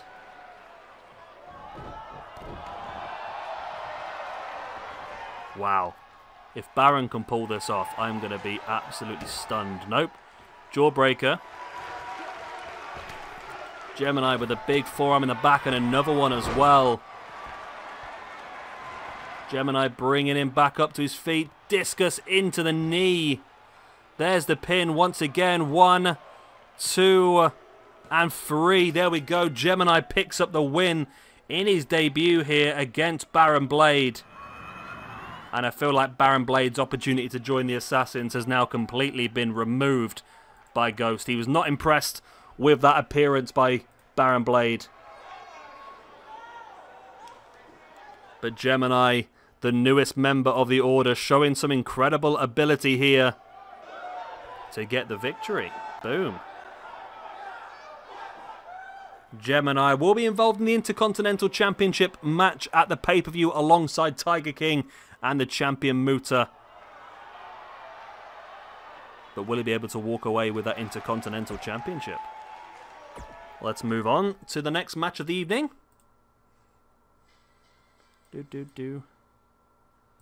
I'm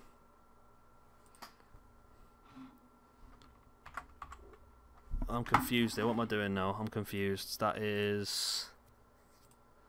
Okay, that's that. So that gets copied into there. Yeah. And that gets copied into there. Okay. So that was... I just realised the sheet is wrong. Baron Blade with Ghost versus Gemini and Bruiser Lee. There we go. So Gemini and Bruiser Lee got the win there. And next up we have Blue Hell versus Jay Anderson.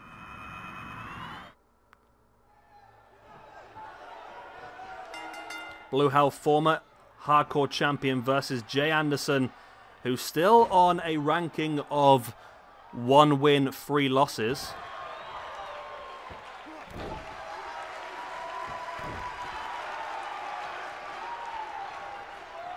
Blue Hell now. Ooh.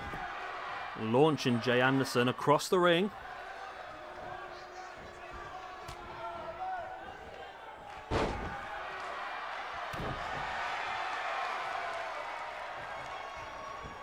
This is the main event, by the way, of this episode of SWE.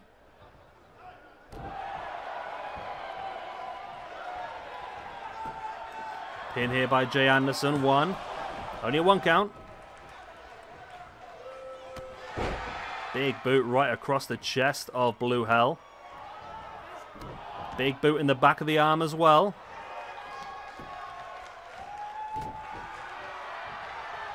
Blue Hell's not in the Assassins, no. I think Ghost said if he got the win against Bruiser Lee, he could be invited, but he didn't. He got beaten by Bruiser Lee.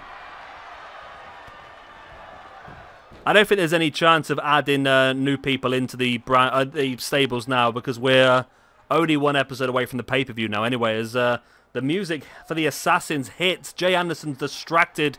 He can't believe it. And there he is. Haunting as always, out of nowhere, it's Ghost. Ghost choking out Jay Anderson. Blue Hell into the pin. 1, 2, only a 2 count. Ghost just assaulting Jay Anderson out of nowhere. Yeah, the ref clearly saw that. Maybe the ref is on the Assassin's payroll.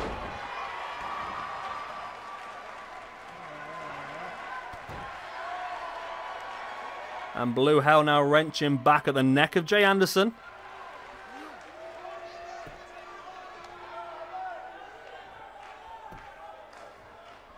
We've got 1 more episode left then before we hit that finale pay-per-view of Season 1.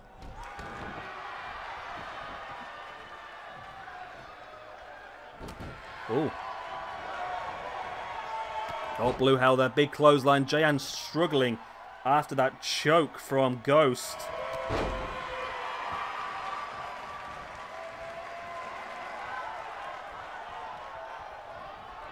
Blue Hell now dumping him at the outside.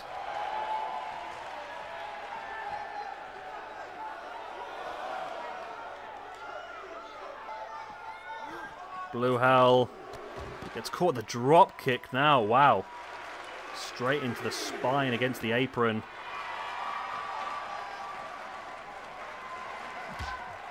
Slamming the face into the apron once again. Jay brings Blue Hell back up to his feet, and he does manage to have got back into this match now after the assault from Ghost.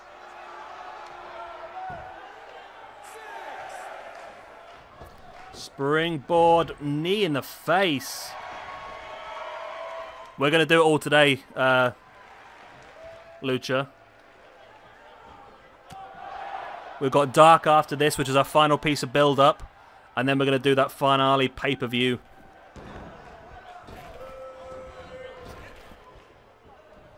Blue Hell now, German suplex. And Jay is really struggling. There's the pin. 1, 2. No, only a 1 count. Looking for the boot in the spine. Jay able to roll out the way. There's that reverse suplex. As Jay Anderson now backs into the corner. Blue Hell being lined up here and taking a knee to the face. I used to be an adventurer like you, and then I took a knee to the face. Only a 2 count.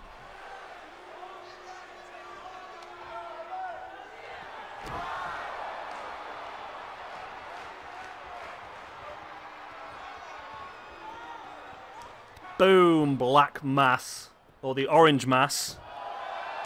Or the order kick gives Jay Anderson the victory. Even after the attack from Ghost, Jay Anderson was still able to come out on top of this one. And that's going to put his rankings back a little bit more to where he needs to be. Puts him up to -1 now. He's picked up a couple of good points the previous couple of shows. There we go. So that assault from Ghost. Referee even saw it, but well, the ref didn't see it, technically. The referee saw Ghost looking over a grounded Jay. He didn't actually see any contact. But Blue Hell was not able to get the victory. And there we go. Big German suplex. Wasn't quite enough, but Jay was able to come out with a big knee in the face, and then the boot of the order. I'm still trying to think of a good name for that, but either way. There we go. Victory for Jay Anderson, the main event of SWE. And we're going to move on to our last episode then before the big pay-per-view. Boom.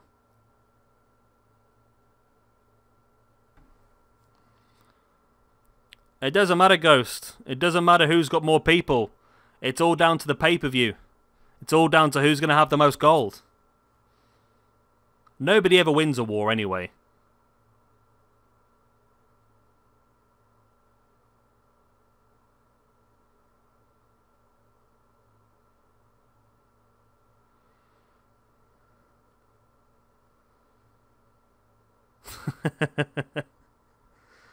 It's up to you, Ghost. Like I said, I don't think it really matters who's got the most people at the end of the day. The Assassins could still come out with the Cruiserweight, the Hardcore, the Intercontinental, and the Internet Championship at the end of the pay-per-view. And the Order can come out with the Tag Team, the Cruiserweight, Hardcore, Intercontinental, and Internet as well. Right, what am I doing now then? Okay. Right, so for this one, again, I've already got it all written in. And so we're going to start things off with a hardcore match. We're going to have Extreme Rules. The Pink Ram needs a bit of help. He's down joint bottom of the rankings on -3. So let's give him an opportunity to turn things around with a match against Oscar Keenan. If Pink Ram loses here, he might as well just retire, to be honest. I don't think anyone will ever win. You can win the battle, but winning the war is a much more long-term thing, isn't it, really? Other people at -3. Currently, Baron Blade, Black Thunder, Convict, Derek Sandy, Marcelo ZAPPUILA, the Pink Ram, and Oscar Keenan are all joint bottom on -3. This is going to be a 6-man tornado tag.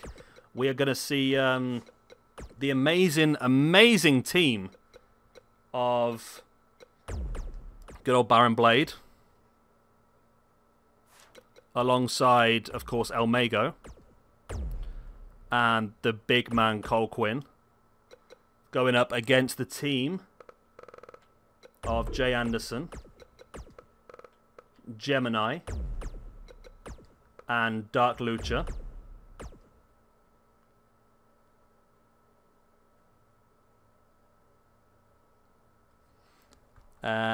We're going to have a one-on-one match when it loads. We're going to have a bit of Chucky Hart versus the Tiger King. Chucky Hart versus the Tiger King. We'll have Red God at ringside for that one, as the enforcer he is.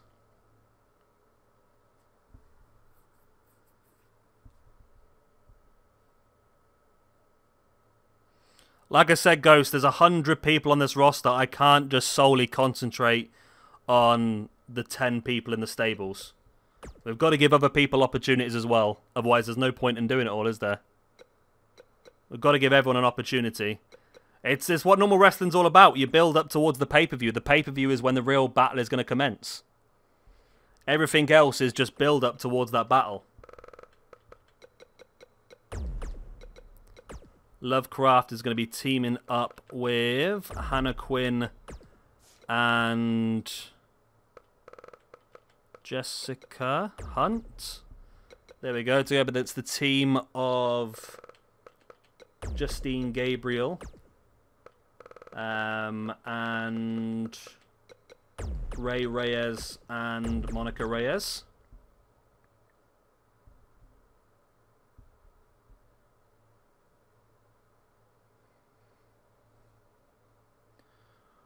We're going to have up after this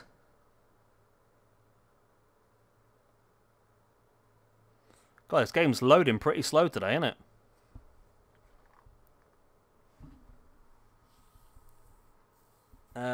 I'm actually going to change that to that, I think. Okay. I've slightly changed the main event. Only slightly. God, it's taken ages to load.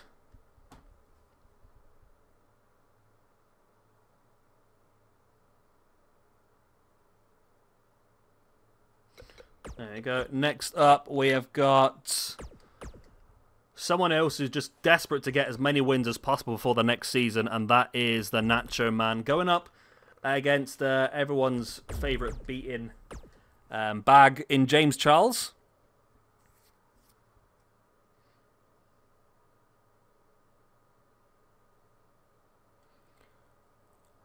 Then we will have El Diablo, who is doing awful in the women's division. She's on -2 at the moment, although I thought she's a pretty strong asset, but she's on -2 at the moment. El Diablo going up against Priscilla Pink.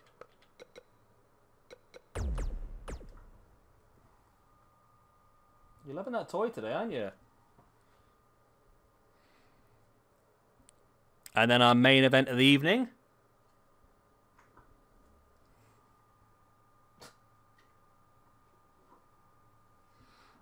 The cat is loving this. I'm glad, because I spent a lot of money on this toy and she never normally uses it. And our main event of the evening then is going to be another 6-man tag tornado. It's going to be the team of Derrick Sandy, Leroy Giannetti, and Marcelo ZAPPUILA, going up against the team of Ghost, Red God, and Chance Morgan. There we go. Everyone have chest hair. Ah, it's puberty, Lucha, isn't it?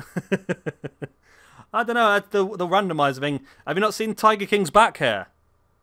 That is a real weird design, that is. Of Tiger King's back hair. So there we go, that is tonight's card for Dark then. The Pink Ram versus Oscar Keenan. We've got the Order versus the Job Squad. Chucky Hart versus Tiger King.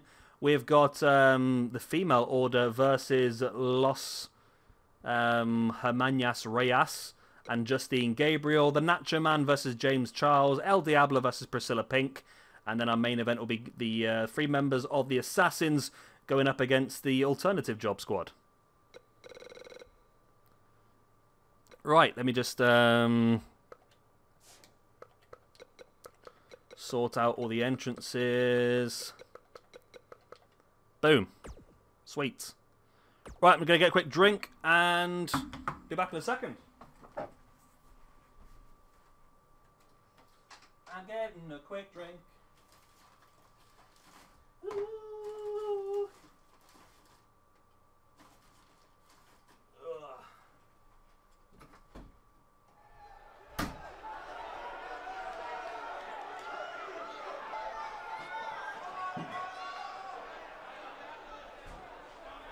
Well, I've run out of soft drinks, so I'm going to have a beer instead. I mean, it's 3:20 on a Monday. I can have a beer. I'm a big boy now. Right then. The Pink Ram versus Oscar Keenan. The loser of this one will go rock solid bottom of the rankings for now.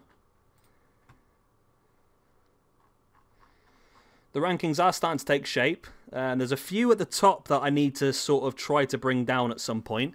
But we can do that in the next season, I think. The problem is 2 of the ones at the top are champions. I'm sure, like I said before, the cream will always rise to the top.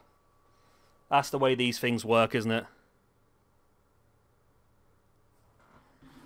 The cream always rises to the top.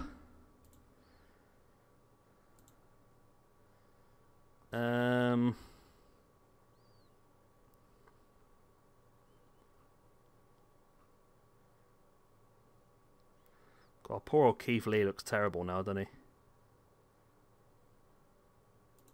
He does look terrible. Here we go.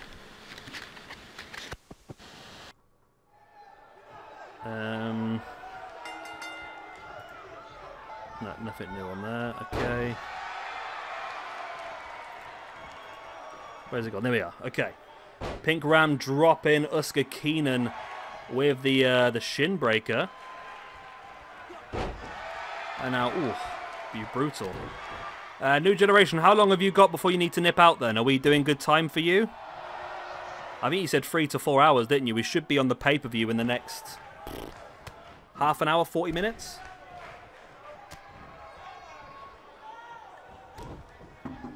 Yes, Lucha, I watched the highlights this morning when I was in bed. I watched the highlights from Payback.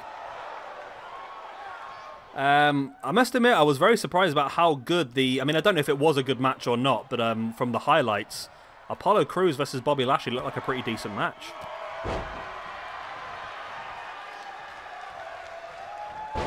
It's going to be tight, the New Generation. It's going to be pretty tight.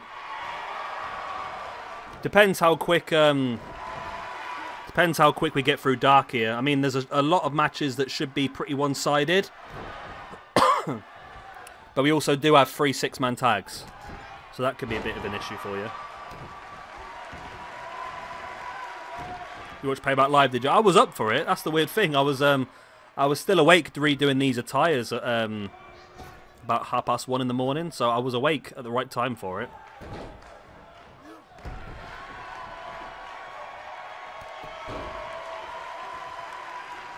I just know if I would have stayed up till 3 or 4 o'clock in the morning, I would have been a bit more of a mess this morning than I already am. I'm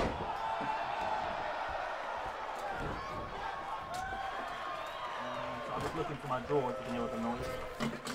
Oh no, it just fell out the back of my drawer into the...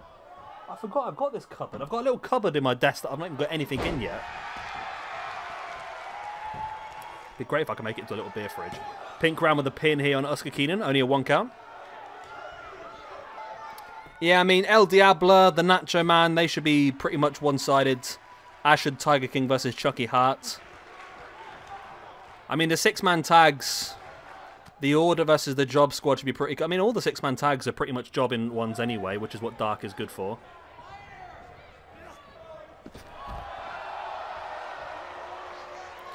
I mean, what are your guys... the thing is, I know it's not a good thing what I want to do. I want to do it, but at the same time I don't. I do want to move to 2K20 at some point on this, which obviously means we're going to lose this entire roster and have to start from scratch, which I'm not keen on. But I just feel like having 2K20 means we can have more championships, it means we can have more matches on shows, means we can have an intergender tag division as well. So I would like to do it at some point. I wouldn't necessarily say it's going to be straight away.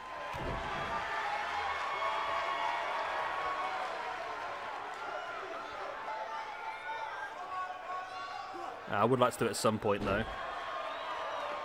I know Jay's already got his people. He's got Jay Anderson. He's got No Slaps, Just Fists, and Lovecraft all on 2K20 already. If we sweet talk it, maybe you can remake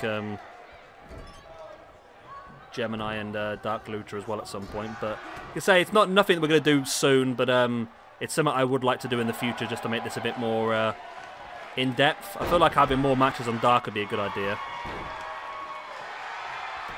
Pin here by Uska Keenan. Only a 1 count on Dark Ram. Come on, Ram. I'm giving you the gift of a guaranteed win here. You've got to take it.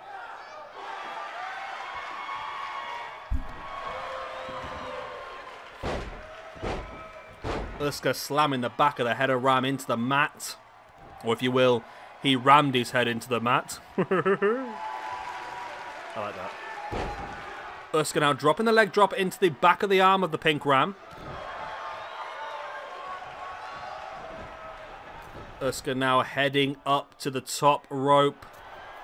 Dropping the big elbow to the heart of the Pink Ram. There's the pin. 1, 2. Oh my god. If Pink Ram loses this, then I don't even know what to say. I really don't. Uska's decided to get a little bit of hardware, help himself out.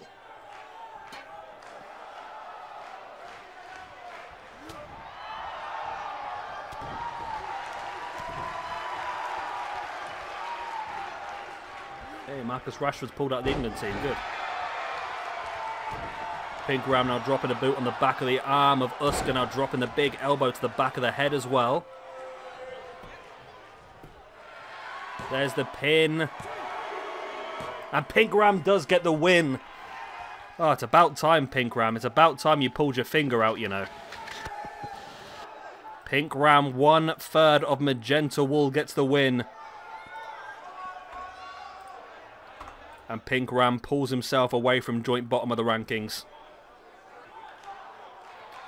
There we go. Pink Ram with a win. He needed that, didn't he?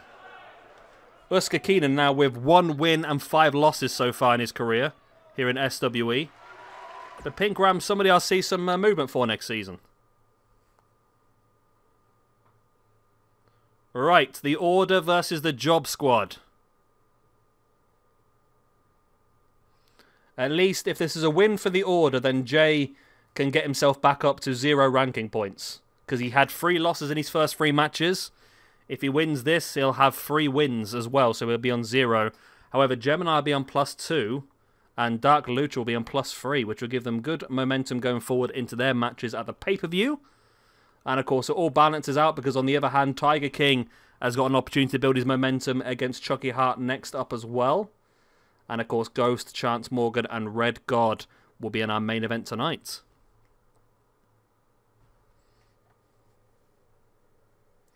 There you go. I'm just trying to speed the replays and that up to try and make things a bit better. Baron Blade's a big lad, isn't he, really? He is a big lad.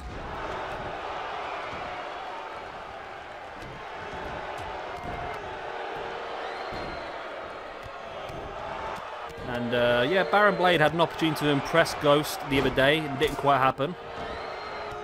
As he lost to Gemini in Gemini's debut.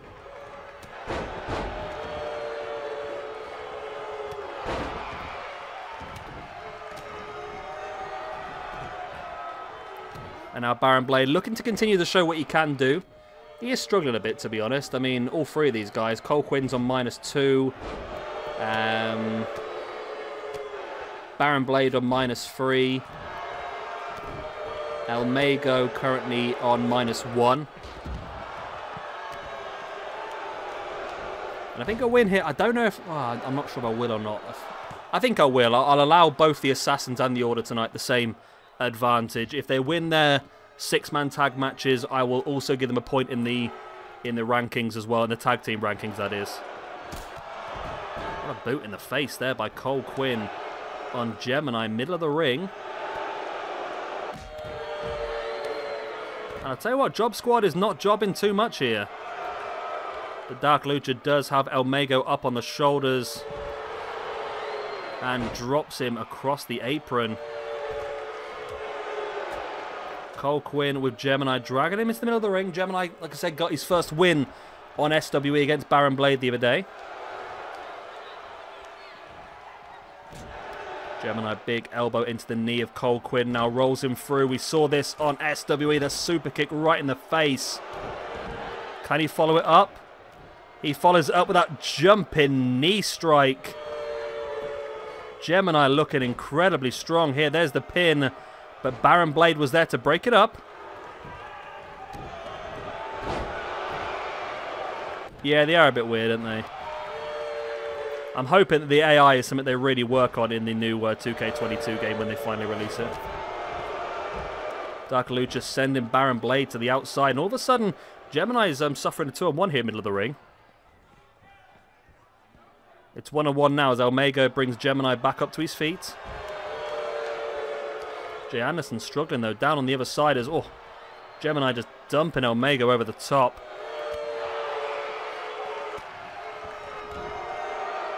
It's 3-on-1 on the outside here. Jay making it 2-on-1 on the inside though, on favour of the Order. Jay front chancery on Cole Quinn. Cole now, nice backbreaker on Jay Anderson. So a win here for the Job Squad will be insanely bad for the Order this close to the pay-per-view.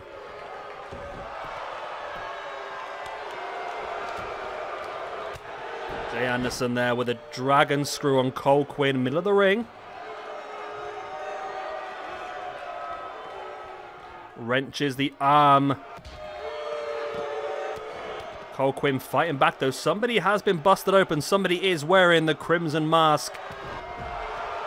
All building up, of course, the Crimson Wars. Nice takedown. Cole Quinn drops into the pin. 1, 2. Only a 2 count. Big knee in the back of the head there by Cole Quinn on Jay Anderson, bringing him back up to a standing base. Dumped over the top. And dumped to the outside as well. And Job Squad again looking strong, but Dark Lucha is still up. Dark Lucha clubbing blow to the back of El Mago. Now rolls him through. Lovely into the head scissors, taking down El Mago. Dark Lucha, who's been very impressive since making his debut, heading up top. Gemini, leave him alone. Gemini, leave him. Leave him, Gemini. Bloody Gemini. Again, that's what I'm saying about AI. When you see your partner up on the top looking for a big move, you don't move the person they're going after. Jay Anderson, big boot right in the side of the head. It's Baron Blade who's busted open, and Cole Quinn who's busted open now as well. The Order really sending a message here to the Assassins.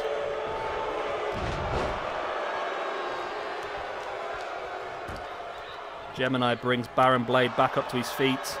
He's going to roll him through. Super kick right in the face. El Mago looking to go Lucha Libre style arm. Wow, drop kick actually. Very impressive move by El Mago. I'm very impressed with that. Brings Dark Lucha back up to his feet. Of course, Dark Lucha going to be one of the men going for the Cruiserweight Championship at the pay-per-view. Dragon suplex, bridges for the pin. 1, 2, only a 2 count. He almost pulled it out there. Heads up to the top again. Does he have a shooting star press in the arsenal? No, he's going to go 450. But El Mago got the knees up. Gemini attacking Baron Blade. He's already pinned him once in the last couple of episodes.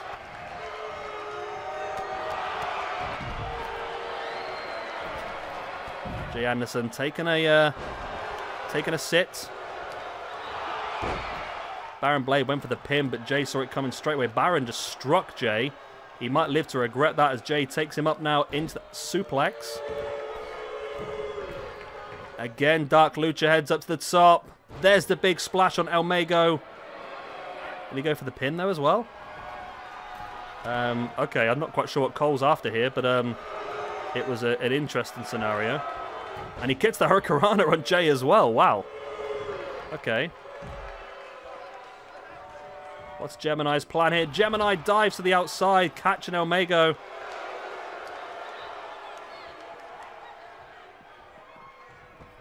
El Mago sent back into the ring by Gemini.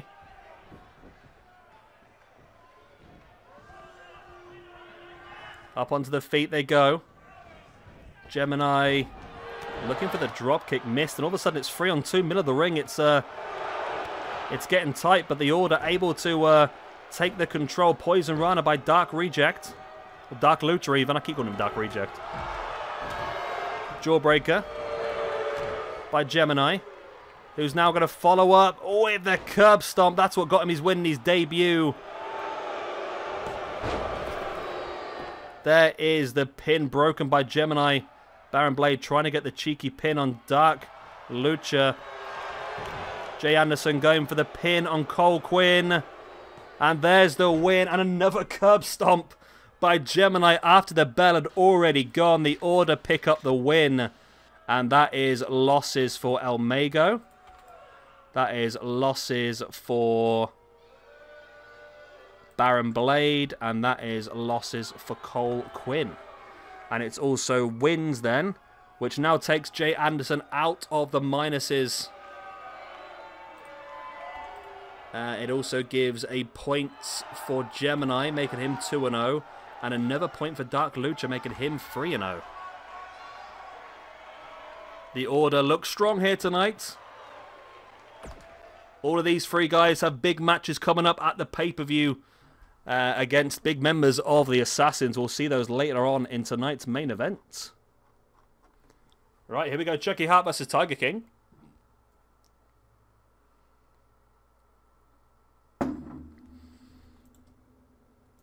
So I'm just drinking some of my beer. I do apologise for going quiet there for you.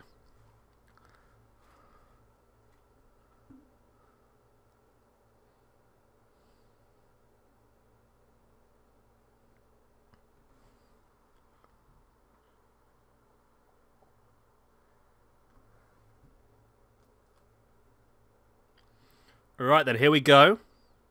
Should be an interesting one. Tiger King needs this win to continue, well, building himself up, really.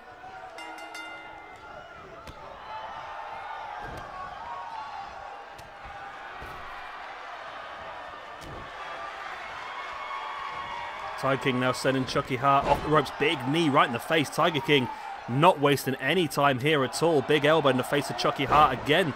Flattens him. Wow, Tiger King is looking strong here. Yeah, maybe Tiger King should have his back hair shaved. Maybe we should do like a hair versus hair match. Tiger King, look at that running knee strike. Chucky Hart saw it coming, avoided it. Wow, Chucky Hart just about keeps himself going in this match by avoiding that knee strike. Tiger King now slamming the face of Chucky Hart into the top turnbuckle. Pad. I missed one. Tiger King now into the pin on Chucky Hart. Not quite enough. Big boot in the spine. And Tiger King is just dominating poor old Chucky Hart here.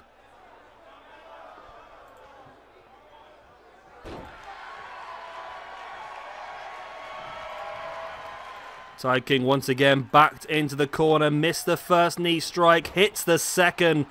Right between the eyes. He doesn't go for the pin, though. He tried to bring Chucky Hart back up to his feet, and Chucky fought back.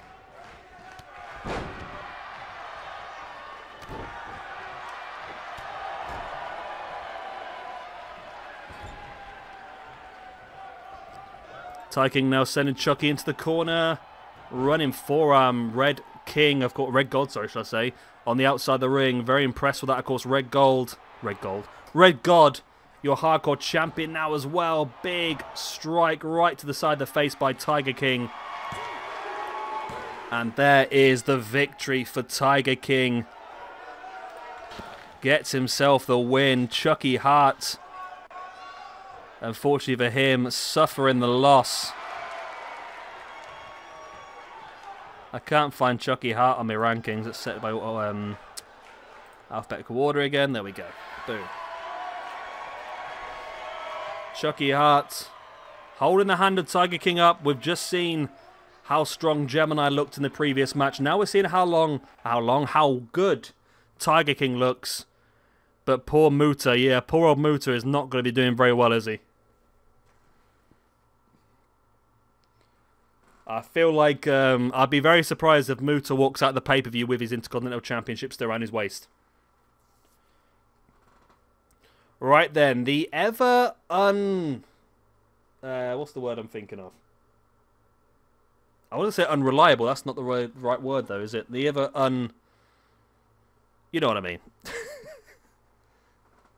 What's the word? I can't think of the word now. I don't know. Lovecraft. You've never got any idea what she's going to do at any time. She's an absolute nutcase. But she's going to team up with no fists, just slaps here today. No slaps, just fists even.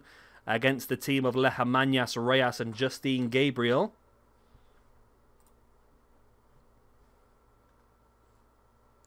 In a match that's going to have a good effect, I feel, on the women's rankings. We need the women's rankings to start to look a bit more neat and tidy. Like I said, the cream will rise to the top eventually.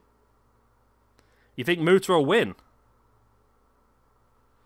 It'd be just our luck, wouldn't it? It'd be just our luck if Muta walks out, Kirk Velasquez walks out with the championship as well. It would be just our luck, wouldn't it, really?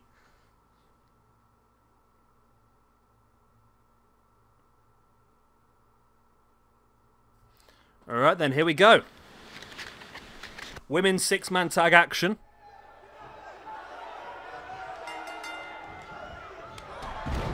I'd say Lovecraft is just so... I still can't think of the word. You can never really plan for what she's going to do because she doesn't even know what she's going to do. I've just got the word unreliable stuck in my head, but that's not the right word.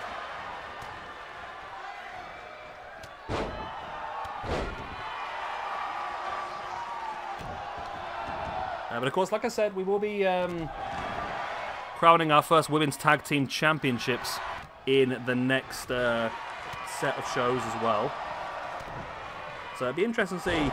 I mean, No Fists Just Slaps are currently top of the tag team rankings. What date is that? It's the 31st. That's fine. Just checking my bank account, see what money I've got left the rest of the month.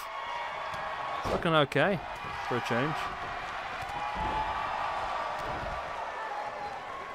That is true. I mean, should we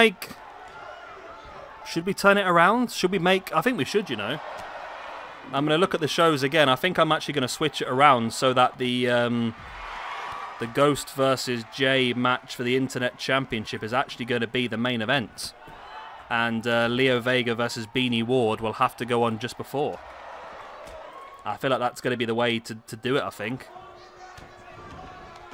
Okay, there we go, yeah. So Leo Vega versus Beanie Ward. I have given Leo Vega a little bit of an update of attire just to make him look a little bit more like a real person. Beanie Ward, I've just removed the jacket to make him look like a bit more of a real wrestler as well. There's a twist of fate there by Monica Reyes. There's the pin. But Lovecraft was there to break it up. Lovecraft needs this momentum as well. She's defending her belt against Virago at the pay-per-view, which could make her... Well, it could really make Lovecraft the underdog, I think, maybe. The world title match first. Okay, we could do that. You want to do that? I'm happy enough with that. Okay, so we're going to move the Intercontinental Championship match one down. Hardcore can move one down as well. And the tag team can move into there. And then the World Championship match is going to open our show. That's a bold statement, that is. Okay. That's done. Leo Vega versus Beanie Ward will open the show for the World Championship at Crimson Wars. The Internet Championship is going to be the main event of the whole show, Ghost. Best 2 out of 3 falls, Hell in a Cell. So at the moment we've got Leo Vega versus Beanie Ward for the SWE Championship. Then Kirk Velasquez, Chance Morgan and Dark Lucha for the Cruiserweight Championship. Lovecraft versus Virago for the Women's Championship. Perfect Storm versus the Beatles for the Tag Team Championships. Red God versus Bruiser Lee for the Hardcore Championship. Muta, Gemini and Tiger King for the Intercontinental Championship. And then we're going to finish things off in the main event. Hell in a Cell, best 2 out of 3 falls for the Internet Championship. Jay Anderson versus Ghost.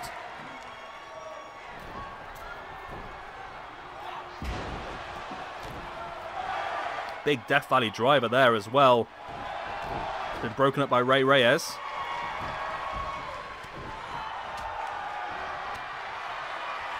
You notice that Lovecraft and No Slaps Just Fists have got new attires as well.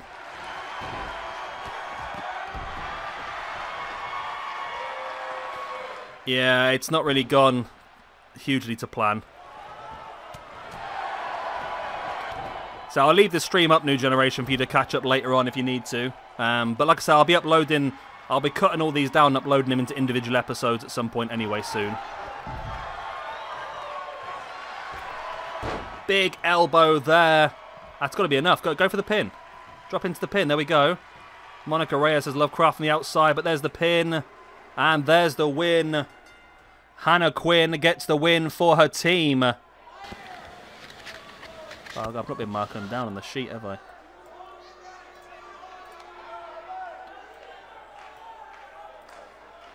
There we go. So women's rankings. Lovecraft with a win. Jessica and Hannah were wins. losses for Ray Reyes, Monica Reyes, and Justine Gabriel. Where are you, Justine? I can't find Justine Gabriel. She's in there somewhere, surely. Did she get a win? Oh, she got a win on her first match. Okay. Okay, she suffers a loss now. That puts the rankings like that. Women's tag team rankings. They get a +1. They get a -1. There we go. Okay. Okay, we're getting there. We are getting there.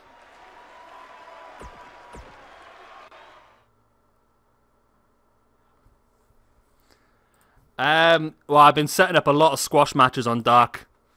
So I'm glad that things are going the way that I've been planning to try and build up to the pay-per-view.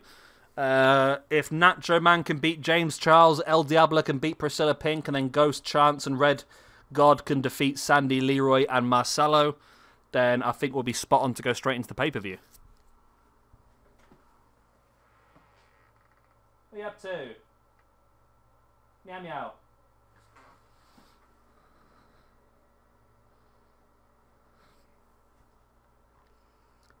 Alright, we're looking good. The singles rankings is starting to take more shape now. I like Dark because Dark allows me to really start to move people around in the right order. I don't think there's many people. I mean, Villain's low down. He needs to be moved up a little bit. The Quen Bros, Lance Hollywood, Corporal Punishment. The Nacho Man is one of the biggest ones. And Tetsuya. And Robert Greenheart needs to be moved up as well. So we're getting hopefully the right directions. But on the other half, we've got people like Kirk Velasquez, Beta, and a lot higher than they should be. Dark Pegasus is 75. Might have to give me a little bit of a stat boost now, actually. Nacho Man now. Springs James Charles into the middle rope. Wow. Nacho Man slams the arm into the mat. Now the twist in the neck. Jay's going to be crazy when he turns up and realizes he's missed the entire stream. He ain't going to be impressed, is he? But the Nacho Man looking for the flying Nacho elbow. The diving Nacho. And there's the win. Nacho Man picks up a win. Right, we've really managed to move the Nacho Man up a little bit the last couple of episodes, which is good once again. James Charles, though, suffers a loss. The Nacho Man suffers a win. And there we go. Nacho Man. He wants to be a Nacho Man. Right, Nacho Man with the win. James Charles unhappy with himself. But Nacho Man now is finally on the right side of things. Right, let's keep moving. See if we can speed this up for the sake of New Generation.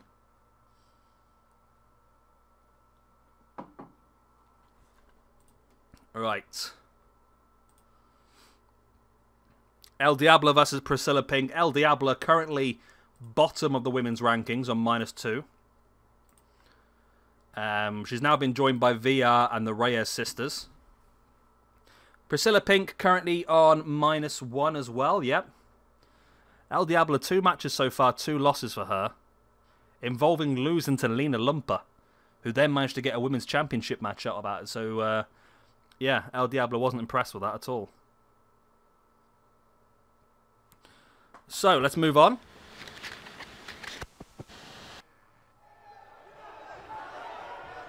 I just realised my telly's on, I didn't even notice. El Diablo looking... El Diablo's a lot shorter than Priscilla Pink. Didn't really see that one coming, to be honest. Diablo tripping Priscilla Pink over.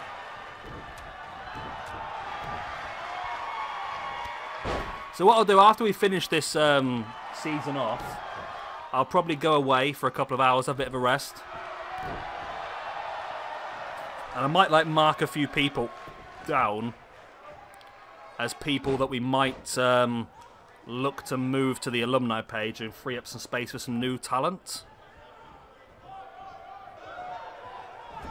I think there's a few that have just not really been as involved as we would have hoped they would have been.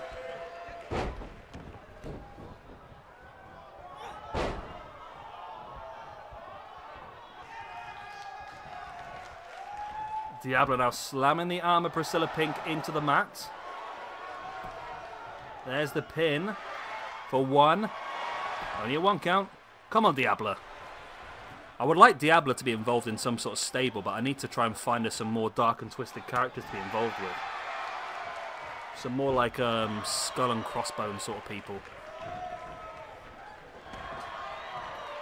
Boot right in the face of Priscilla Pink. Big elbows into the shoulders.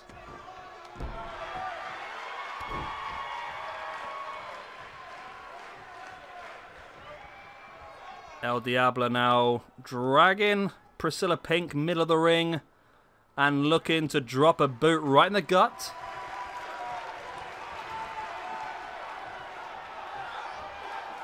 And a big headbutt into the gut as well. Diablo now, wow, double-handed chokeslam. Incredible strength by El Diablo. Into the pin she goes. That could be enough. No, only a 2 count.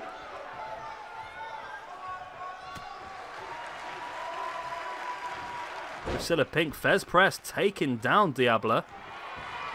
I tell you, if Diablo loses here, I'm really going to lose patience.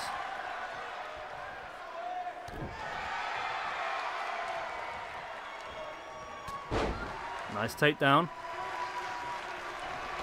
Diablo stalking once again. Priscilla Pink tripping Diablo over though, and straight into a single leg Boston Crab. Diablo fights her away.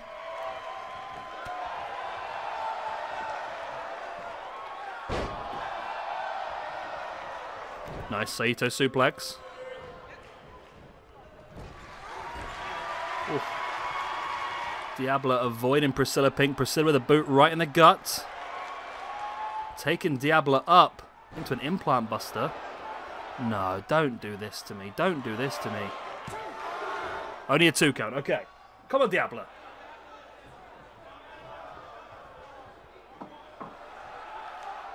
Come on, She-Devil.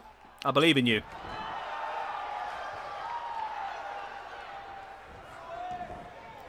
Priscilla Pink boot right in the spine of El Diablo. There's the pin. I expected this to be a squash match as well, but it's not really planned out, or panned out, should I say, as I planned.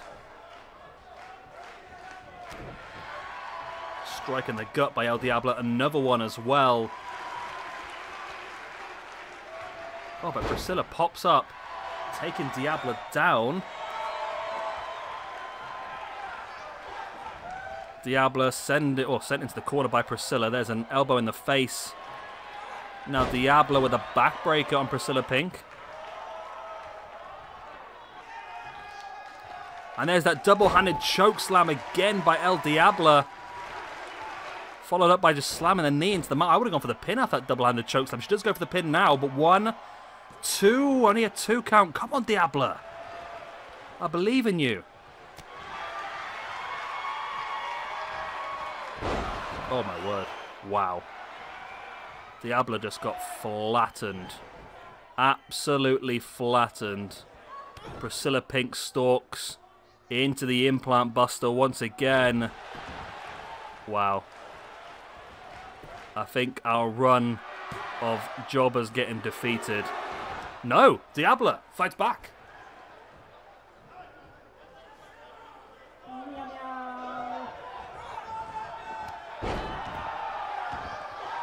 Nice takedown there by Diablo.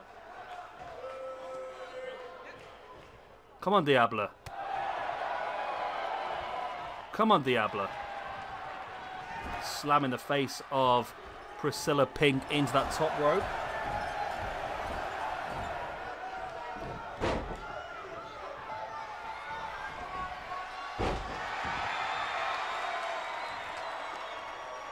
Priscilla now dragging Diablo middle of the ring. Well, not really middle. Towards the rope so she can use the elevation. The elevation.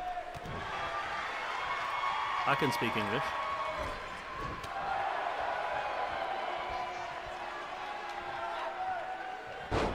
Nice gut-wrench style powerbomb by Diabla. Now dropping the headbutt right in the gut again. There's the pin by Diabla. 1, 2. Oh, still only a 2 count. Come on.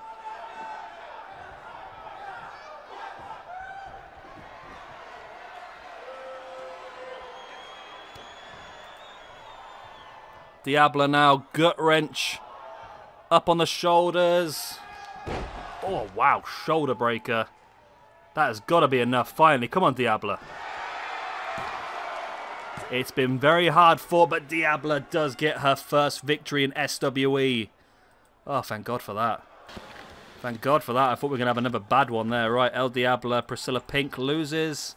El Diabla moves away slightly up the rankings. God, we needed that. Okay. El Diabla is someone I want to force into the Women's Championship picture, and the amount of losses she's picking up, it's not gone very well for her so far.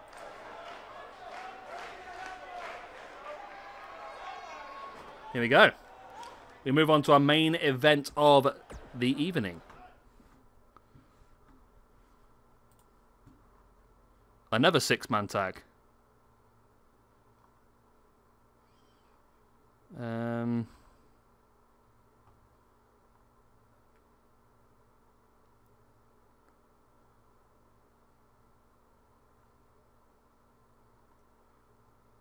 So I'm just looking on Sky Sports now as well. I do apologise.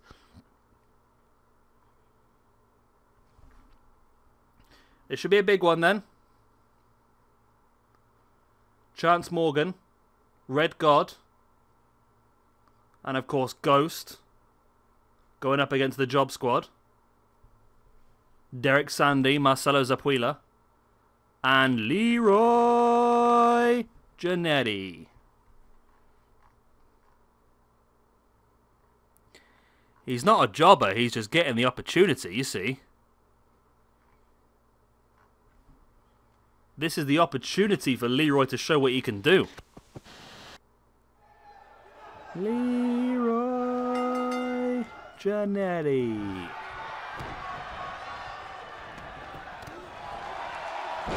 Boom. Got Leroy there with a powerbomb. So if Leroy Janetti can get the win, Leroy can be added to the Cruiserweight match and make it a 4-way. It's not going to happen, but if it does happen, we'll give him that advantage.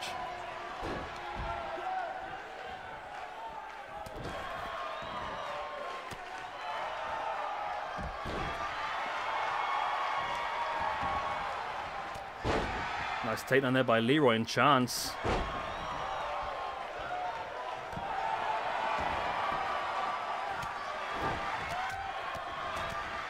Yeah. I was at home watching the Cruiserweight Championship match, and now I'm here. Ghost now, nice takedown, creeping up behind Leroy Janetti. Ghost now brings Leroy back up to his feet into the suplex.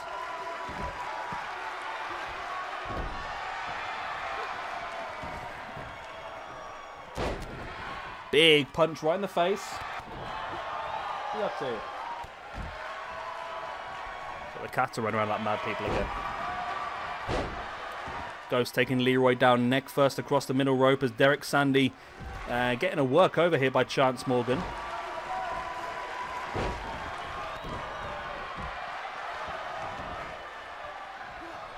There are some new belts coming into Season 2, as we've discussed already. The Dark Championship, where you have to be under the rating of 85 to fight for it. We're going to have the Junior Heavyweight belt, where you've got to be under 80 rated to fight for it. We've got some very interesting stuff, which might give the likes of Leroy an opportunity to pick himself up some gold.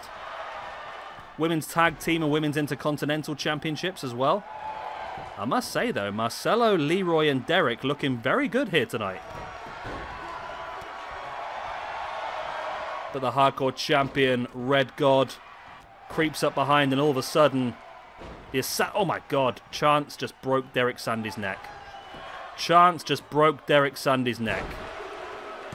Boom. The Assassins get the win.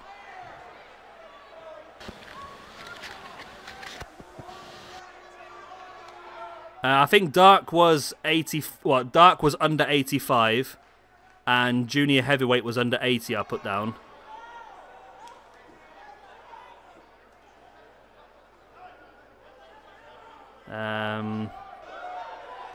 We can change it. I don't mind changing it at all. But that is a strong win then for the Assassins. They'll get the point in the tag team division. And there's singles points then for... I'm going to have to put this in alphabetical order so I can find them. Chance Morgan, Ghost, and Red God. And losses for Derek Sandy, Leroy Janetti, and who was the other one? I've forgotten his name now. It was Marcelo ZAPPUILA. Marcelo ZAPPUILA. There we go. And that is us fully built up now, moving towards our pay-per-view. That was the final episode of Dark before the pay-per-view. We're ready for the finale then. Right. How long you got left, New Generation? I need to create the match. I need to create the show. And then we can get straight into it then.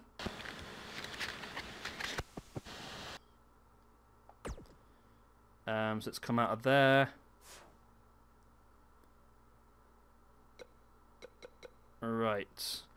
83 because with a 3-0 record, it would be rather unfair if I fought for it. Also, I'm 83.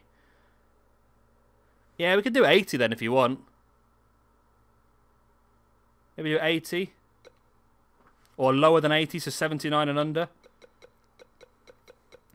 What am I doing? Okay, I need to come out. I need to go to calendar. Alright, I've not got the time to make a new arena or anything yet, I don't think. So let's just go straight into it, I think. So Crimson Wars it is. I mean, with Crimson Wars, I'm tempted to do one of the matches of First Blood, maybe. But they're a little bit, well, can be tricky, I suppose, can't they? Apply. Apply. Show load. Let's have the game over symbol because it's going to be the end of the first season. We'll have. Well, we'll have a bit of this because it is going to be a Hell in a Cell, isn't it, as the main event? So let's do a little bit of this, a little bit of this, a little bit of this, and a little bit of this. There we go. Okay. Well, that's the show built then. I need to make the Hell in a Cell best 2 out of 3 falls.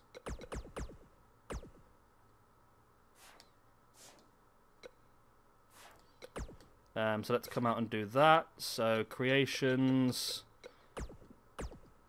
custom matches, 1-on-1, Hell in a Cell, best 2 out of 3 falls, no limit, no finishes, recovery time, anything like that. So Hell in a Cell, best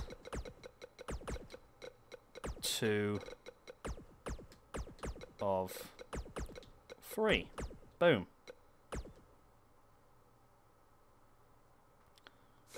Yeah, we'll do it later on, Lucha. I'd say when we go, I'll finish this season off and I'll go away and for a couple of hours have a rest, and we'll come back. We'll make some new people tonight, I think, and then we can have a look at the championships and that sort of stuff.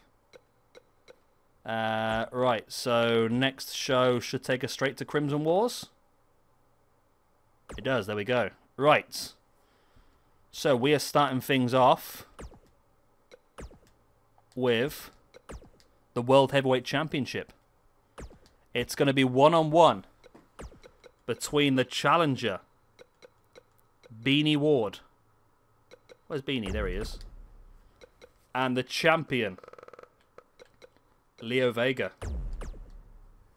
I feel a thunder in my heart. And I forgot to put the championship belt on. So we shall do that again. That's annoying, isn't it? Are we going to do the Cruiserweight and the Intercontinental matches? We're going to do them as standard triple threats or elimination? Where are we? So one-on-one. It is Beanie Ward versus Leo Vega for Leo's World Heavyweight Championship.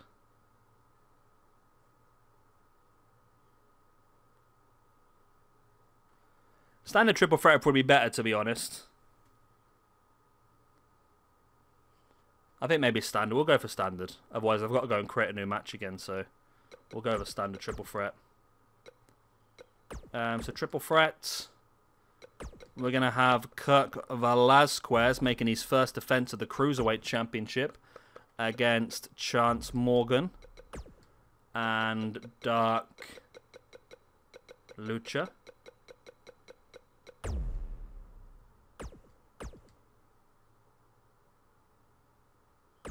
For the Cruiserweight Championship.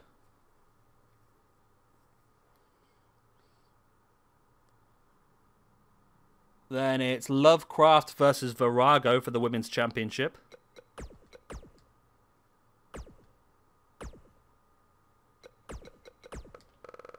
Lovecraft versus Virago for the Women's Championship.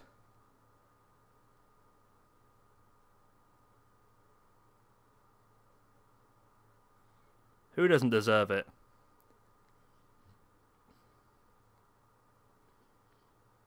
I forgot to put the Women's Championship on that match. Oh, I keep forgetting to do these things.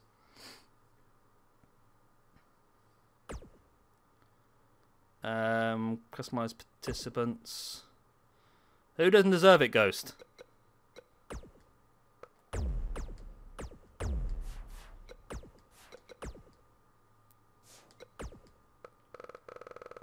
Virago. Select Championship. Lucha, he's 3-0. He's got 3 victories and no losses. He's got a better record than Chance. Well, they're pretty similar actually, aren't they? Right, so Championship, Championship, Championship. Next up, we've got Tag Team Championships. 2-on-2 Tornado Tag. We have got the Beatles making their first defense. They've not wrestled at all since winning these championships. Will that be a problem for them? As they go up against Perfect Storm.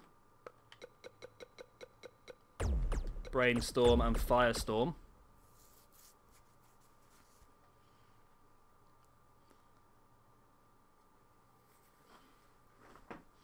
I think I always do Fatal 4-Ways as elimination, but I think triple threats work better as a standard triple threat, I think. A bit more match quality because you get a few pins broken up, but not like constantly.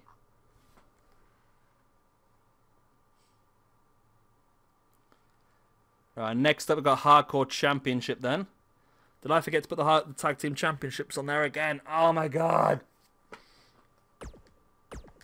I'm trying to rush. That's what it is.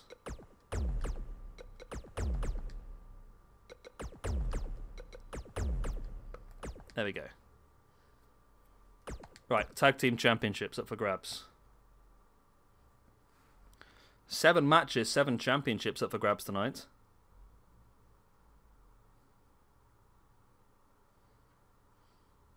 Eventually when stuff loads, anyway.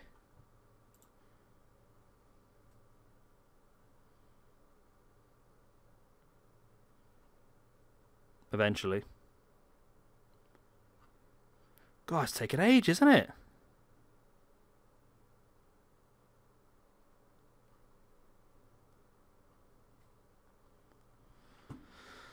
Oh, it knows we're trying to rush. That's what it is. There we go. Okay, next up then is Hardcore Championship. Let's do Falls Count Anywhere between Bruiser Lee, the Enforcer for the Order, going up against Red God, the Enforcer for the Assassins, and up for grabs will be the Hardcore Championship.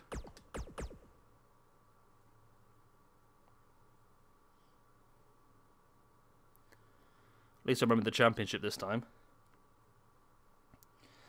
Then we have the triple threat for the Intercontinental Championship. Triple threats. We're going to have Muta making his first defense of the belt against Gemini and Tiger King.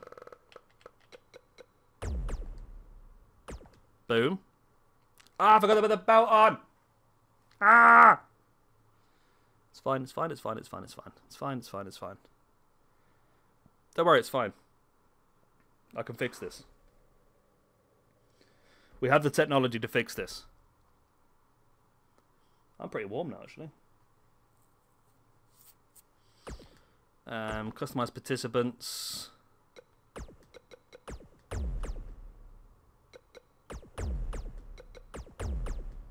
Right, select championship. Intercontinental. Oh, Random Cat's just arrived. Hello, Random Cat. Jasper. Jasper. Hello. He looked at me. He's coming over more and more often at the moment. And then our main event then. Oh, look at that. It's even got it set. Customize match rivalry compatible. That's what we want to do. Custom matches. What? 101 custom. Why can't I select? Okay. I'm going to have to just customize free edit then, aren't I? There we go. For some reason it wouldn't let us use this match. But this is the match we've been building up to. Ghost versus... I thought Ghost was a 90 as well. Why is Ghost dropped to an 88? Okay, well, I'll put him up to a 90 before we start this then. Just to make things fair. Custom Championship, we're fighting for the Internet Championship. There we go. So, Ghost versus Jay Anderson, Hell in a Cell, best 2 out of 3 falls for the Internet Championship. Intercontinental Championship, Tiger King, Gemini, and Muta. Hardcore Championship, we have got Bruiser Lee, Red God. Tag Team Championships, we've got the Perfect Storm versus the Beatles. Virago goes up against Lovecraft for the Women's Championship. Dark Lucha, Chance Morgan, and Kirk Velasquez for the Cruiserweight Championship. And we've got Beanie Ward versus Leo Vega starting things off for the SWE Championship. Right. Let me... I was going to do something. I can't remember what it is now. I need to change all of the entrances off. That's what I need to do. I pressed the wrong button on all of these. There we go. Boom. I'm sure there's... Oh, yes. I want to change... just to make things fair, we're going to put Ghost up to a 90 as well. So Ghost and Jay are both 90s. Why? Oh, the power rankings. Paddy power rankings. Messing things up. Right. Again, we're going to make things fair. So put Ghost down there and Jay down there as well. So both haven't got a stat boost. Okay. And then Ghost is a 90. So why was he showing us an 88 for? I knew it was a 90. Okay. We'll ignore it then. Right, are we ready? I am just going to go and get a quick drink and... Oh, hello, Magnus. Jasper's made his way right over to me now. Give me 2 seconds and I'll be back with you. What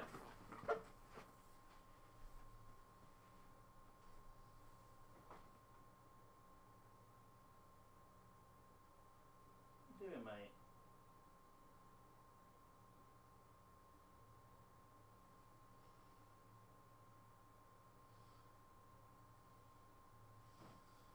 Let me check my kitties are okay outside.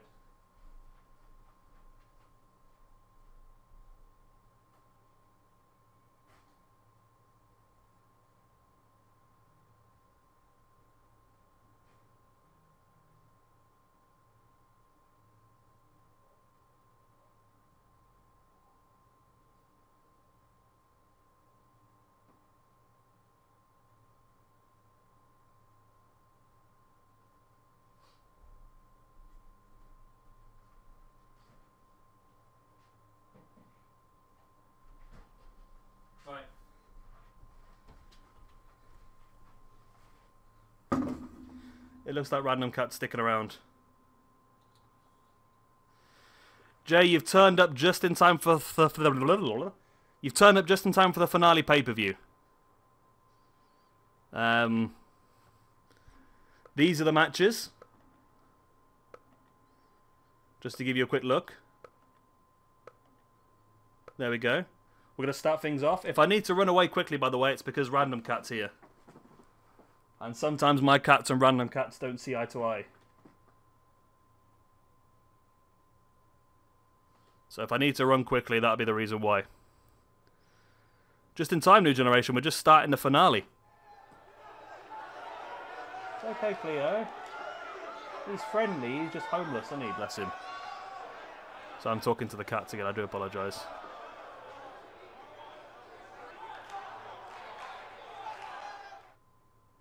They're friendly. Be friendly.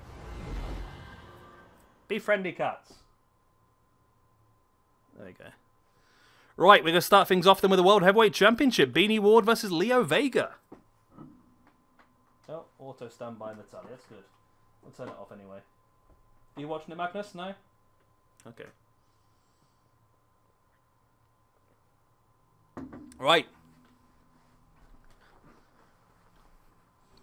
Oh, you're checking through the you're checking for the results. All the results are on the spreadsheet if you want to catch up, Jay. We've done 2 episodes of Dark and an episode of SWE so far. And this is the finale.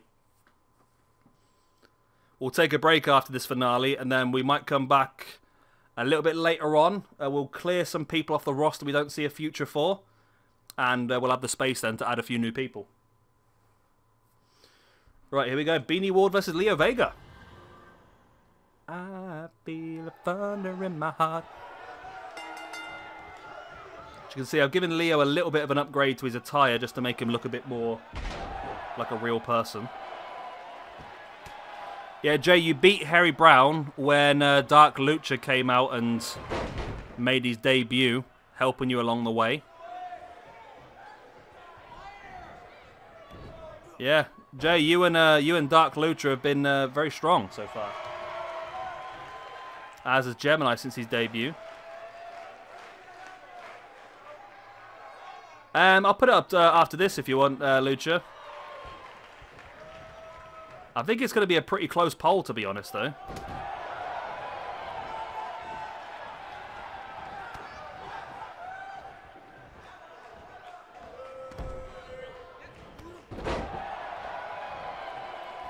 Beanie Ward gets caught face first.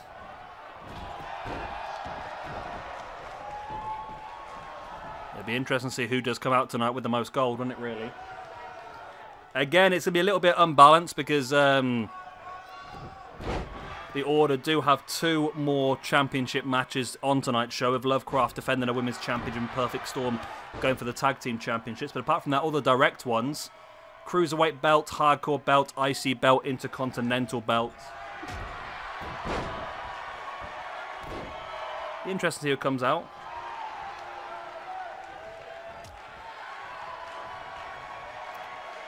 Beanie Ward. Oh, wow. What a brainbuster that was by Beanie Ward on Leo Vega. Leo's not really seen much of him since his championship win, have we really? But here he is now sending Beanie over. Now locking in the STF style submission, realizing that he needs to try and take the big man down as much as he can. But Beanie able to break free from that one with the elbow in the face of Leo Vega.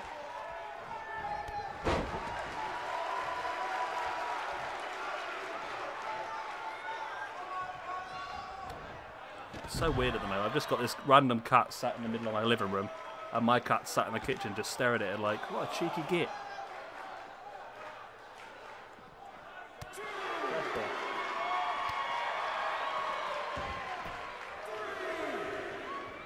Beanie back in.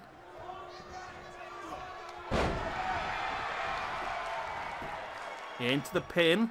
1. Only a 1 count. Yeah, she won with a very impressive submission as well, Jay. Boom. Strike in the corner by Beanie Ward. I think Beanie might be the favourite for this one just because he has the momentum.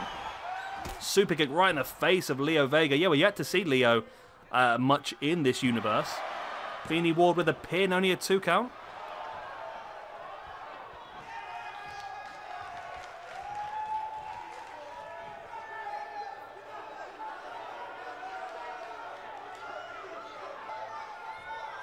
Yeah, I think you've already got 10% of the entire female roster in the order.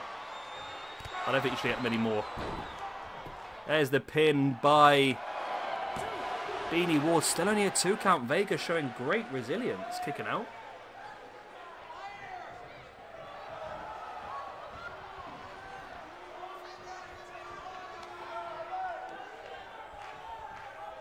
Beanie Ward now. Oh, Vega reverses into the clothesline. There's the pin by Leo Vega. Well, it's slow. Referee was very slow to get down. Big boot across the spine. Nice cutter by Leo Vega as well. Vega bringing Ward back up. Into the corner.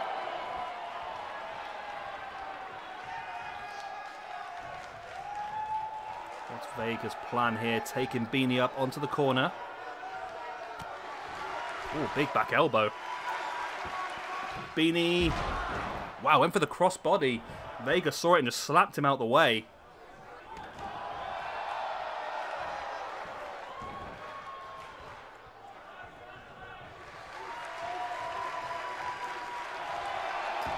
Vega with the submission, not quite enough.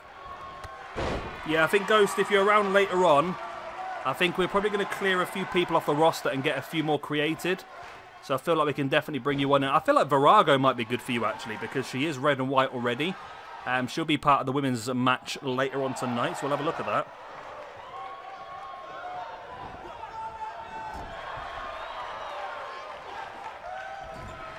Beanie Ward now taking Vega up.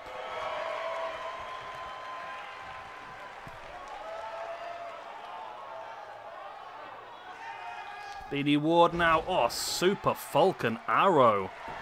Yeah, well, have a look how she is later on, Ghost. She might become the women's champion, actually. Only a 2 count. Wow. One thing about Leo Vega is he's very resilient. Sending the bigger Beanie Ward into the corner.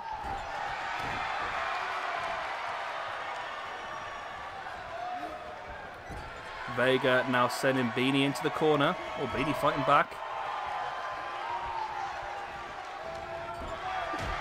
Nice running forearm.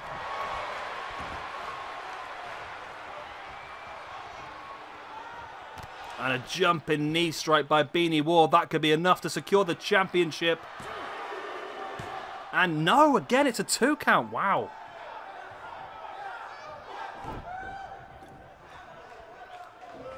Leo Vega's resilience is incredible. Beanie trying to change tact now, going with a single leg Boston Crab.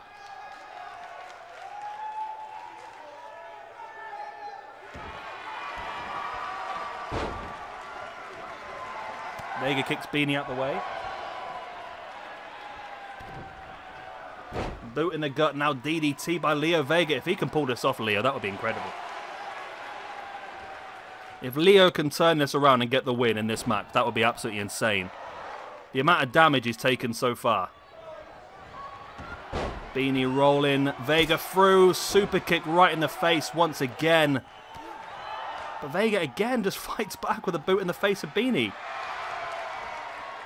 Eventually it's just going to be too much for him, isn't it, though? It's going to eventually just be too much for him. There's the pin by Beanie Ward on Leo Vega. Again, only a 2 count. Well, there's a reason why these two are in the main event. There's a reason why, well, the main event picture, shall I say. They're in the opening match of this show. But there's a reason why they're both in the World Championship picture, and that's because they're both stunningly good as Beanie Ward dropping a curb stomp. And that has got to be brand new champion. 1, 2, and 3. And Beanie Ward is your brand new SWE champion. Leo Vega not able to defend on his first attempt. Beanie Ward is the new champion. And what a way to open up our pay-per-view with a very impressive match, actually.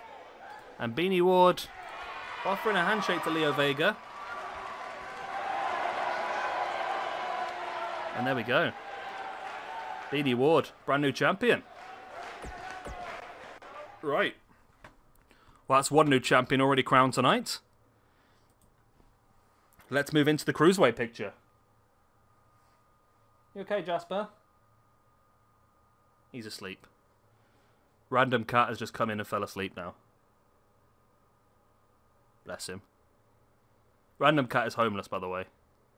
He's he's not. He has a home. He just refuses to go there. He just comes in and spends time in my home instead.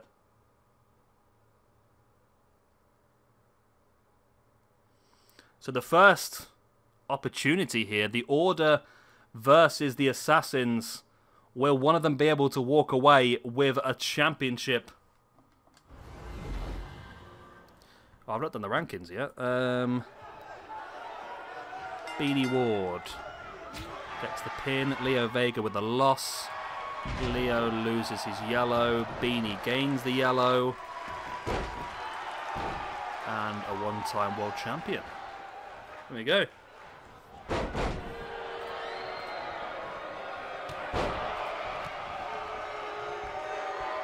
So Chance does seem to have the size advantage in this one. Kirk Velasquez, of course, our second cruiserweight champion, taking the belt away from Rose Pegasus, well, formerly known as Rose Pegasus, now known as Dark Pegasus, of course. He turned dark after losing the belt and then also suffering a loss against, I think it was Chance, one-on-one, actually. Or was it Ghost? I can't remember which one it was now. It was one of the two. Kirk Velasquez, nice. Running head scissors, taking down Chance. You'd have to say that Kirk is probably the underdog. He's the lowest rated out of the three men in this match.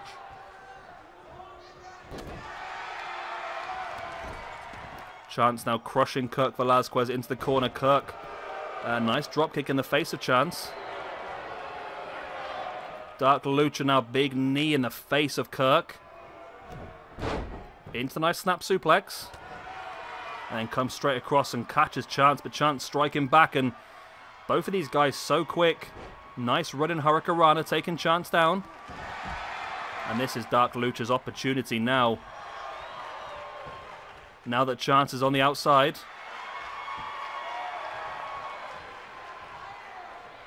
The first big battle of tonight's Crimson Wars. So what, should I change the thumbnail? I've not changed it yet. Go on, let's change the thumbnail. Let's use the one that New Generation made. There we go.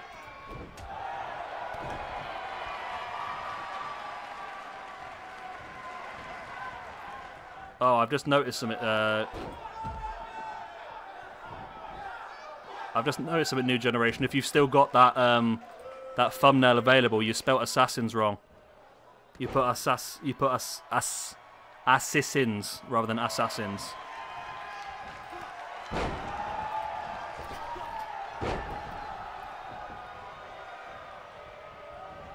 Don't know if you've still got access to it, have you? Take on there by Kirk Velasquez. And Kirk Velasquez here working alongside Dark Lucha there.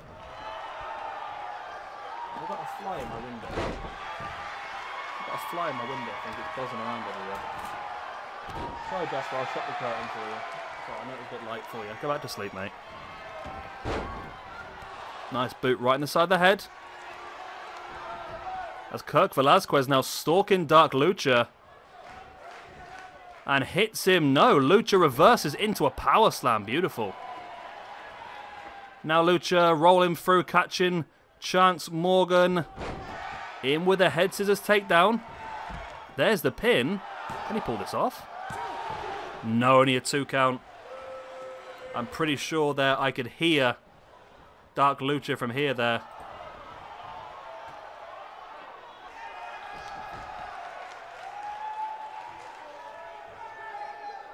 Dark Lucha, nice takedown, but no, wow. Kirk caught him and rolled him through into a power slam. Wow, Kirk is impressing me here as well, Kirk Velasquez. Of course, he's hit the Slid del Sol. He's got the legs hooked. Dark Lucha, oh, he just broke it up before the 3. Dark Lucha, and I'll tell you what, Kirk Velasquez is looking incredible. Looking absolutely incredible as Kirk Velasquez. Chance rolls him through though. Only a 1 count.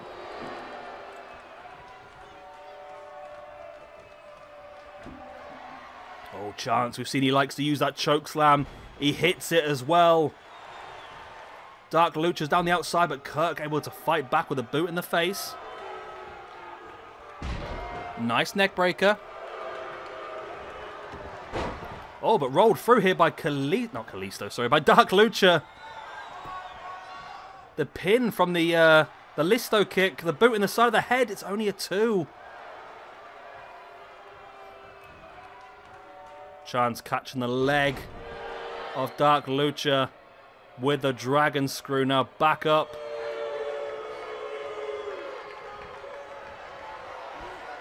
There's the Salida del Sol, but wow.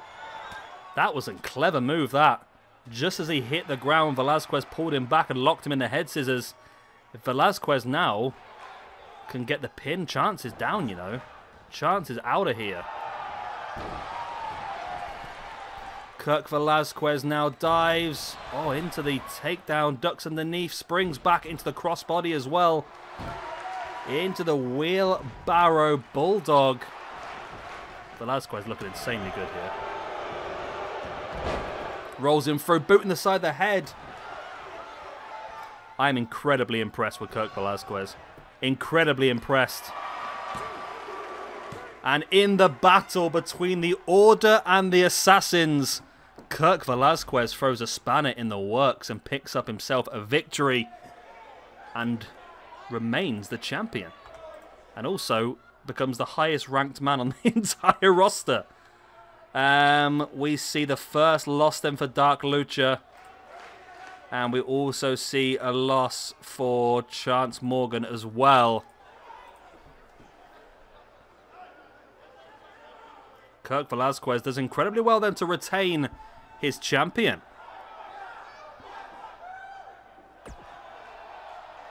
There we go. Wow, well done, Kirk. Very well done, Kirk.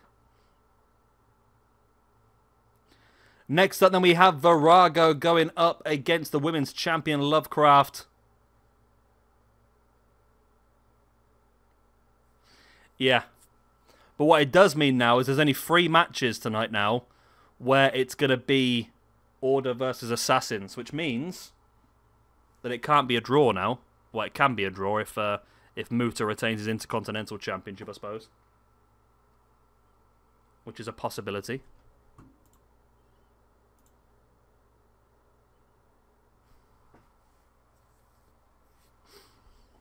Right then.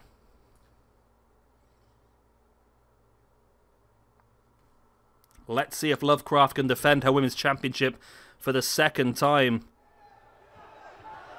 Of course, she's already defended it once in a triple threat Hell in a Cell against Lena Lumpa and VR. And this is going to be a battle, this is. Yeah, this is why I said, Ghost, that Virago could be a good option to add into the women's part of your stable.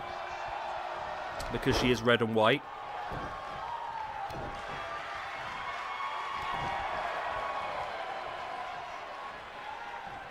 Virago now, nice fall-away slam. Okay, New Generation, cheers for sticking around for so long. Like I said, I'll leave the stream up, so if you want to catch up with it later on, you can do.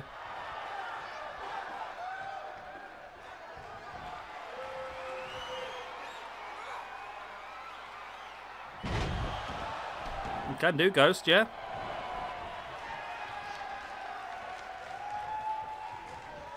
She's already got your colour scheme, why not?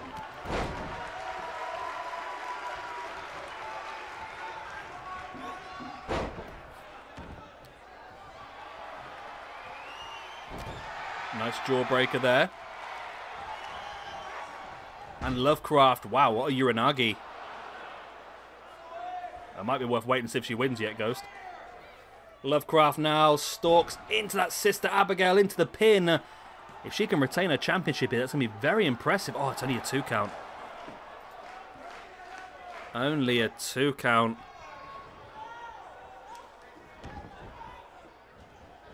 But Lovecraft is looking very, very strong here.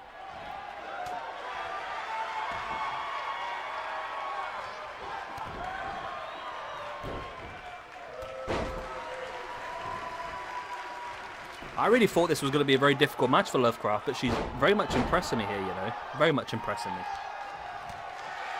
Nice right hand right in the gut by Virago on Lovecraft. Nice running shoulder block, taking it down as well. There's the pin. One. Only a 1 count.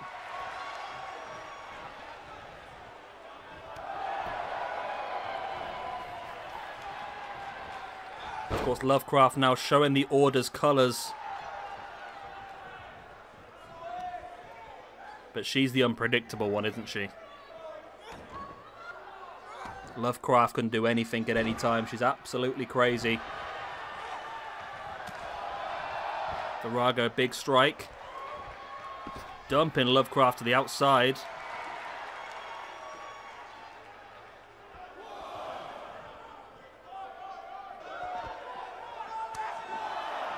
Oh, what a strike.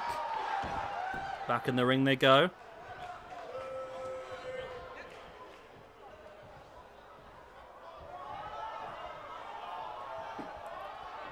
Virago now with the, well, oh, gets caught with a strong strikes. Now Lovecraft went to try and throttle her there, but Virago fought back now. Big elbows in the face.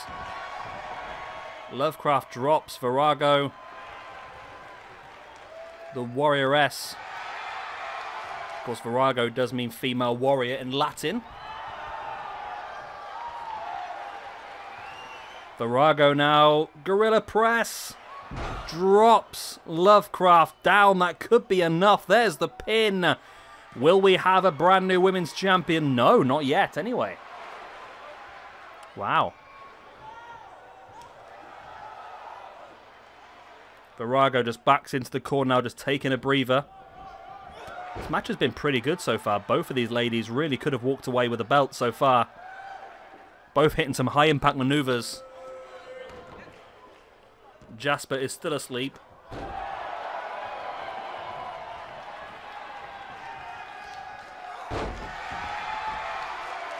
Lovecraft booting away, and then a big running back senton. Beautiful. There's the pin by Lovecraft. Can she pull this out the bag? Still only a 2 count.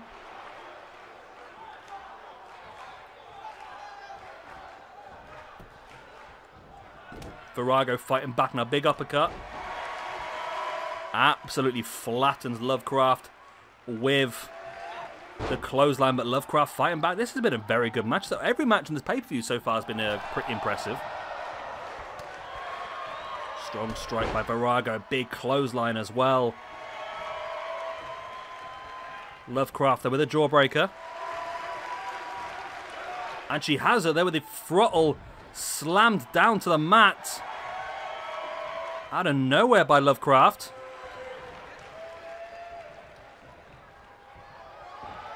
And into the Sister Abigail as well, into the pin, but she's very close. I was going to say, is the ref going to allow that? She literally had her arm over the rope.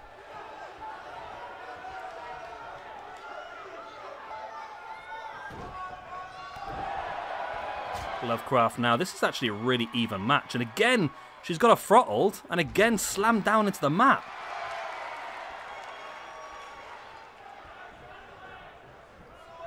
Arm slammed into the mat now. But Lovecraft does not go for the pin. She had her throttled a couple of times there. Did not go for the pin though.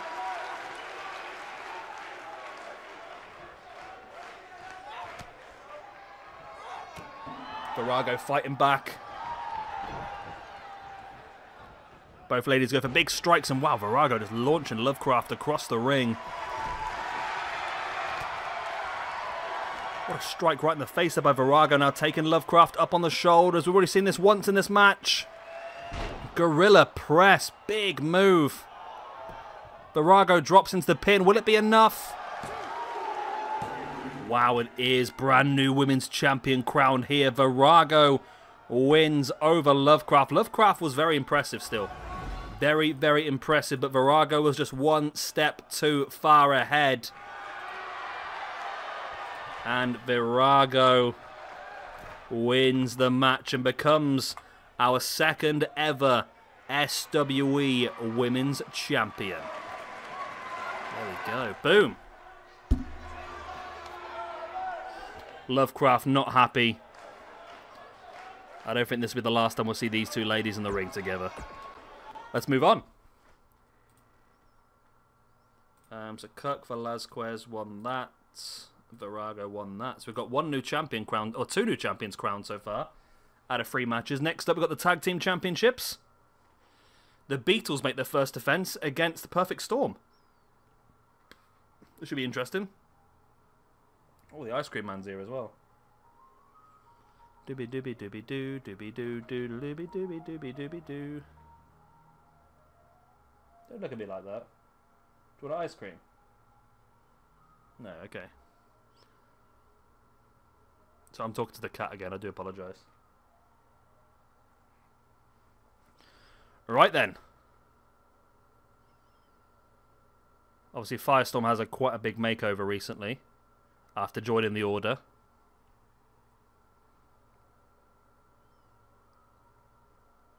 Brainstorm looking good as well. I'd love to see Brainstorm and Bruiser Lee get a bit of action together as well, you know, as a team. You're right, Dark Lucha.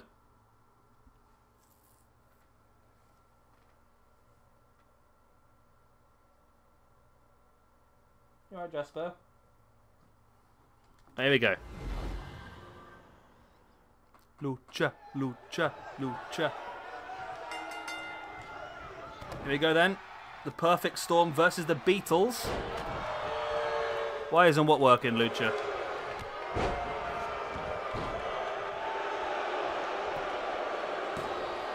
Wow, the Beatles nearly got a cheeky quick victory there.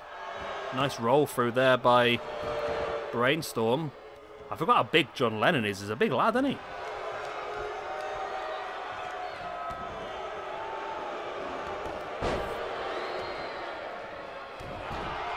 John Lennon now with a boot and a big knee in the face. And the Beatles looking pretty good here. Like I said, they've not wrestled much so far. They won the Tag Team Championships and haven't really been seen much since, whereas the Perfect Storm have both been very, very important. Is what working, Dark Lucha? I don't know what it is you're trying to do. I can see your chat. I can see your new name. Is that what you're trying to do?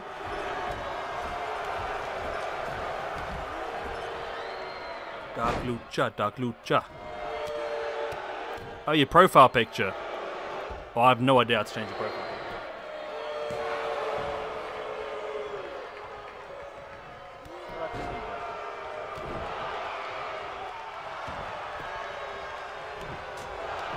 Nice backbreaker there by Brainstorm. Firestorm now with a strike and then looking for the boot in the gut of George Harrison, who gets taken down. Brainstorm managing to avoid the slam from John Lennon. Big elbow in the back by George Harrison as well on Firestorm. You might need to refresh the stream maybe, Dark Lucha. Refresh the stream and see if it works. Wow, what a takedown that was by John Lennon. No, it's still not worked. That's a weird one. You could log out and log back in again, I suppose. That might work.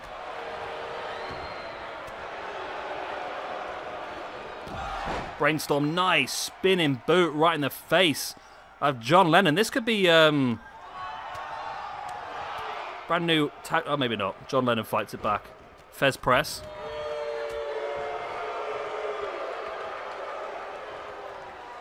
YouTube's not working. What a surprise that is. Wow, what a dropkick in the knee by Firestorm on George Harrison. John Lennon working over the back of Brainstorm, and John's going to head up top. Imagine all the people here. What are you doing? Hang on a second.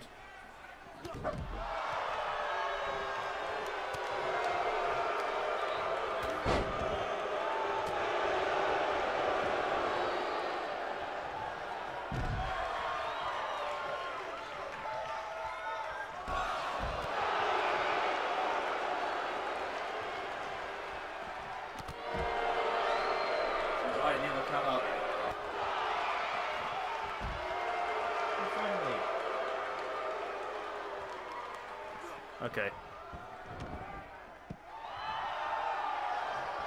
I do apologize. I have to keep an eye on the cats at the same time as keeping an eye on the show. The beat was looking pretty strong here at this amount of time.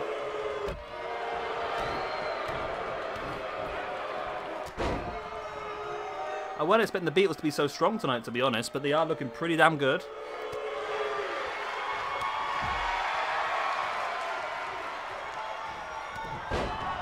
What a takedown there by John Lennon.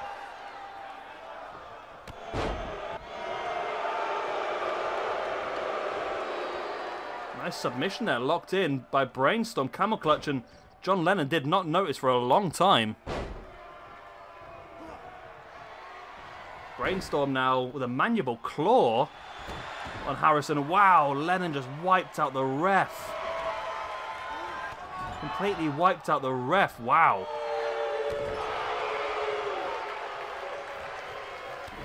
Here's a weird one. It happens quite a lot. It happens with thumbnails, Dark, as well. I have it a lot with thumbnails. You change the thumbnail and it says it's changed, but it doesn't actually work for a while.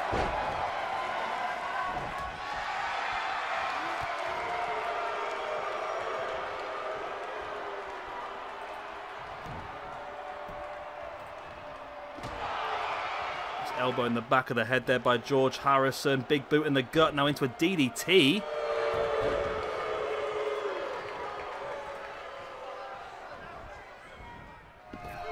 John Lennon now with Brainstorm up on the shoulder into a big backbreaker. Lennon looking strong. The beat was looking very good here, actually. I wasn't expecting the Beatles to do so well here. I really thought the Perfect Storm, after the momentum they've built up this month, would have an easy win here, really. Firestorm. Stalking John Lennon, gets a boot in the gut in the process.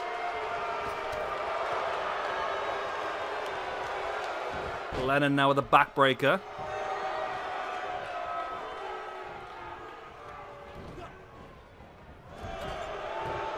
And the Beatles looking strong here. Can they retain these championships? Wow, shoulder first into the turnbuckle post. Big boot in the chest and a big clothesline as well. I reckon the Beatles might have this, you know. They really seem to have taken full control of this match now.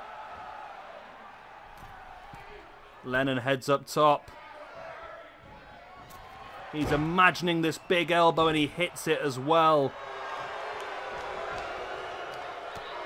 He's going to go for the pin, but got a boot in the head instead. There's a super kick by George Harrison.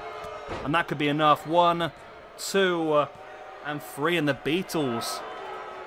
I mean, the Perfect Storm are a very, very good tag team, but the Beatles just look like they're going to be so difficult to take those belts away from.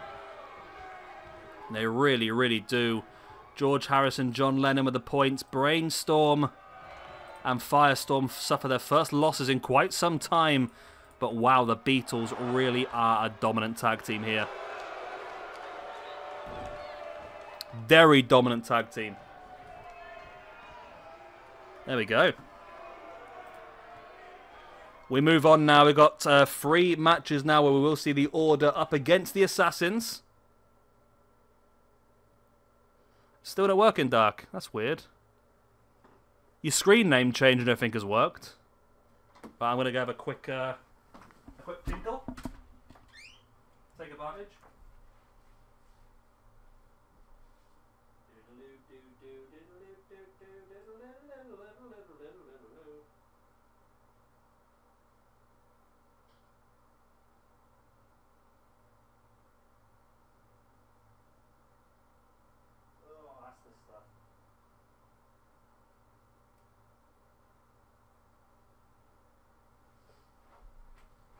Right. The Enforcers battle now. Bruiser Lee versus Red God.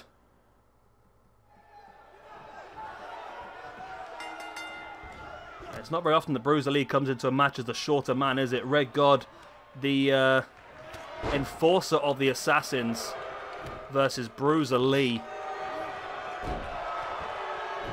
Of course, this is for the Hardcore Championship.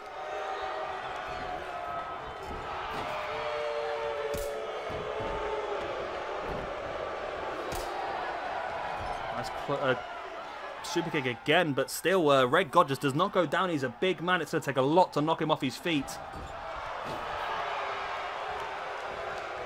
Still, Bruiser unable to do that. He gets caught with a clothesline.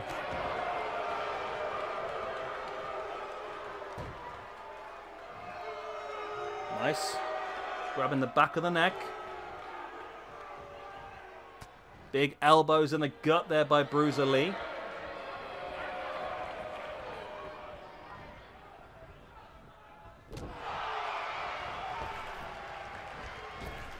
Bruiser Lee jumps over the top of Red God and finally, no, still doesn't take him off his feet. Yes, he does. He finally goes down.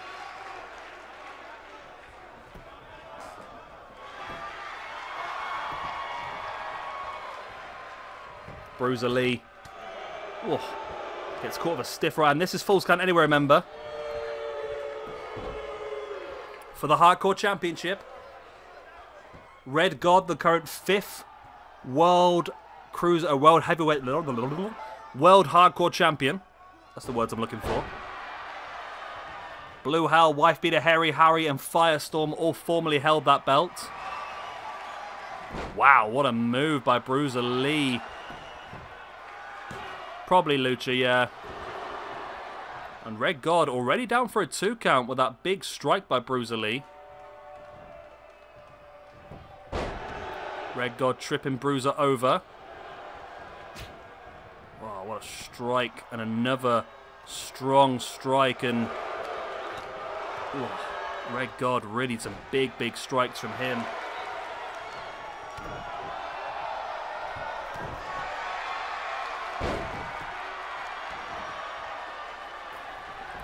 As Bruiser Lee stalking. This is Falls Count Anywhere, and they've not even left the ring yet. Big discus lariat. That could be enough.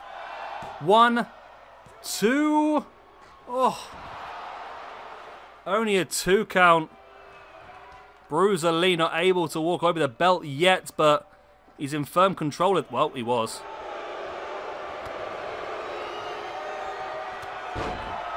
Big uppercut.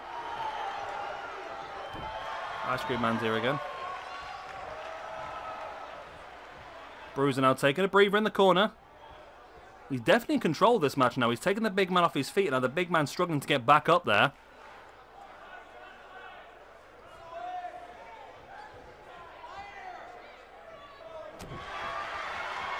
Strong strike by Bruiser Lee and dropping him again face first. Again into the pin. This could be enough. 2 and 3, and Bruiser Lee becomes our 6th Hardcore Champion of the first season. And Bruiser Lee wins the match. Red God struggled here tonight. Bruiser Lee and Red God, both the enforcers of their stables. And it was Bruiser Lee who comes out on top here tonight. Which means Red God suffers his first loss. And Bruiser Lee gets himself a point. Red God gets the... Oh, I've not even put it on him yet. Let's take that off. Okay, so Red God, you get a 1 in the Hardcore. And Bruiser Lee, you get a 1 in the Hardcore. And we make it yellow because you're the current champion. There we go. Right, 2 more big matches up for grabs tonight then. The Intercontinental Championship and the Internet Championship as well. Bruiser Lee holds the belt high. So it's been an average night for the Order so far. They've lost 1 belt in Lovecraft's Women's Championship, but they've gained 1 now in the Hardcore title as well. Let's move on to the Intercontinental Championship.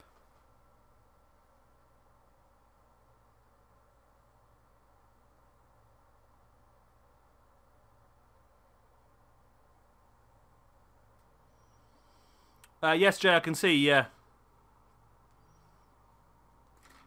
Sorry for not responding. I've been watching the match. I haven't really been watching the chat that often, to be honest.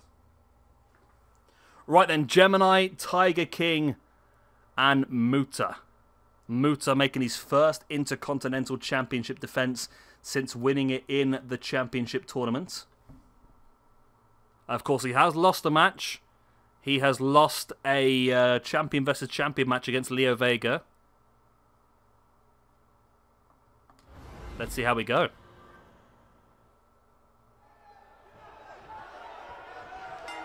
I like Tiger King's new attire. I didn't know if red and white was going to suit him, but it actually really suits him really well. Wow, Gemini just running knee striking everybody that comes anywhere near him at this point in time. Muta spinning heel kick, and Muta working over Tiger King now. Gemini is just going to take a break.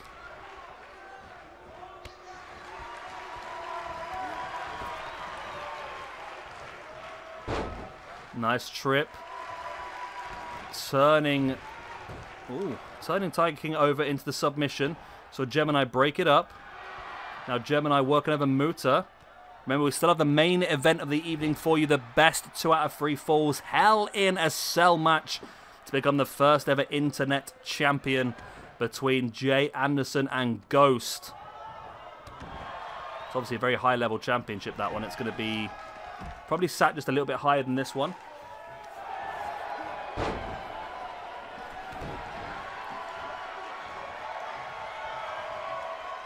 Tiger King now heading up to the top. Big moonsault landing on Muta.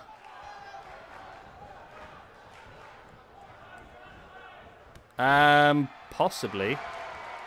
If I remember. You'll have to remind me at the end of the match, because I've already turned them off.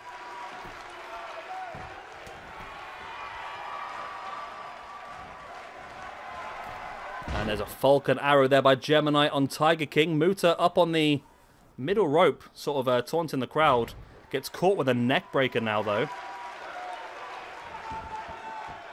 Jay Anderson now wrenching back. Dropping the elbows into the forehead of Muta. Trying to bring it back up to standing base, but Muta tripping over Jay. Wow. I think Tiger King just tried to shoulder block Muta and realised that Muta was a bigger, stronger man than him and fell over instead. See what happened.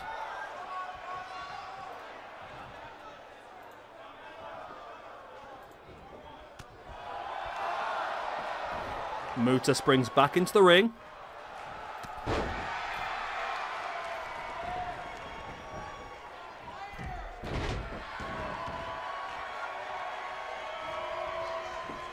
Tiger King now stalking.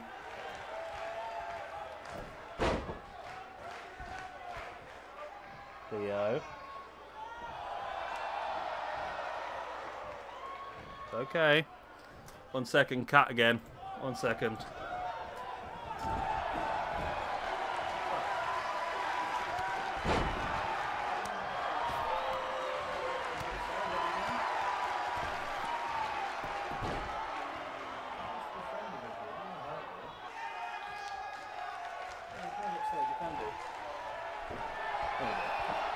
She's be okay.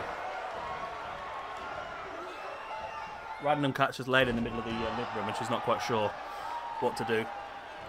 She just slowly walked past him. Right, Tiger King taking Muta down. Looking for the uppercut. Wow, Muta just slapping Tiger King. Another big slap on the side of the face as well. Wow, dropping Tiger King right across the knees, and Gemini wasn't looking there for a second.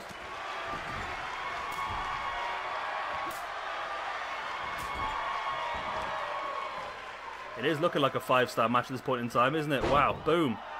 Gemini bringing Muta out the corner of the hard wife. Gemini can hit a big move here. The big discus forearm. He might have a chance of pulling this off the bag, you know. Off the bag, out the bag. There's the pin on Tiger King. 1, 2. Nope, not enough. Not enough. Big forearm. Big strikes, but Tiger King catches Gemini. Striking back.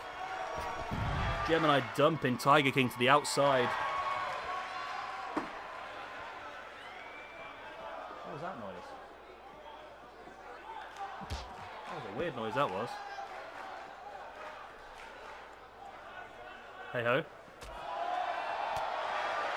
Let's ignore the noise. Muta sending Tiger King back into the ring. So far we have seen 1, 2, 3 new champions and 2 successful defenses. We're guaranteed new champion in the main event because the belt is currently vacant.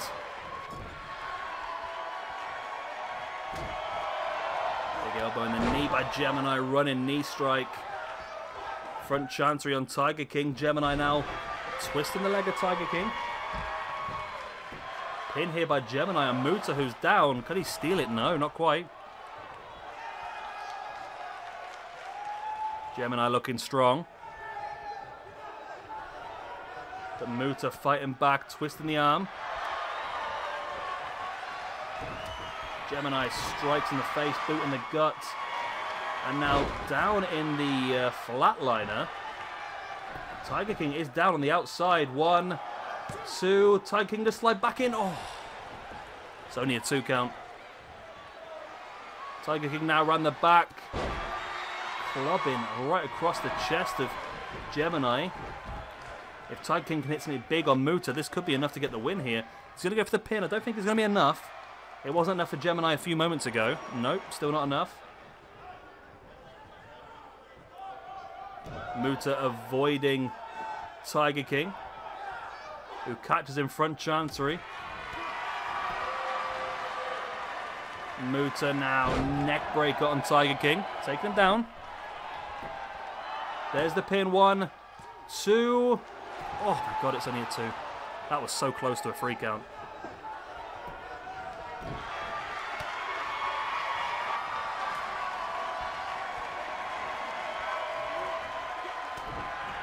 Right, nice clap there by Muta with a running knee strike to the back of the head of Tiger King. Gemini tries to jump on for the pin.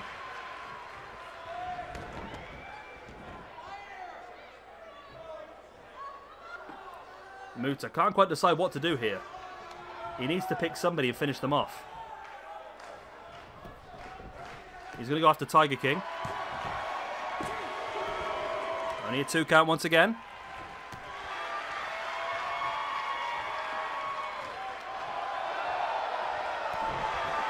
Muta with a boot in the gut of Gemini. Big strike. Now catches him from behind. Into the knees, right in the face. There's the pin. Tiger King's down. This could be enough. It is. Muta retains. Wow. Okay, that's thrown another spanner in the works. Just like Kirk Velasquez earlier on, Muta retains the championship. And we see the first loss suffered by Gemini. And also a loss for the Tiger King. Boom, there we go. Oh my god. Crazy, isn't it? Both the Intercontinental and Cruiserweight champions both held their belts, which means if we're saying it's 1-1 at the moment, then it means this main event literally means everything now. Muta retains that Intercontinental Championship. Well done to Muta. Our first Intercontinental Championship. Our only Intercontinental Championship. It's not going to be a tie because we're guaranteed at least one of these 2. That's gone to slow momentum. At least one of these 2 is going to walk away with the championship. I'm going to have to grab a drink because this is just too tense for me. Are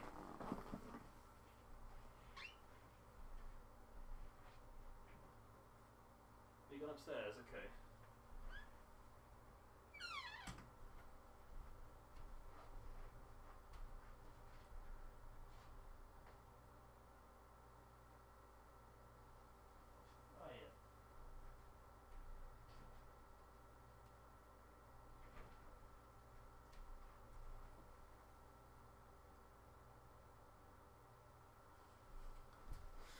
Right, we ready?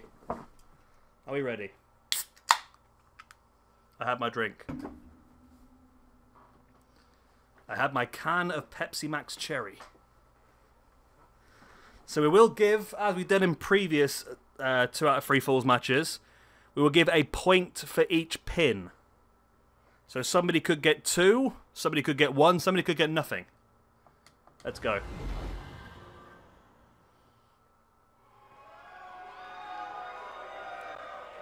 Both guys are 90 rated, so nobody has the advantage.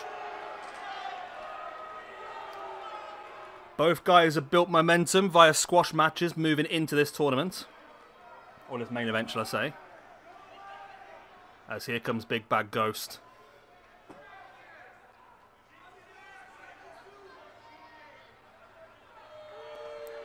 Bringing a bit of hardware with him to the ring by the looks of it.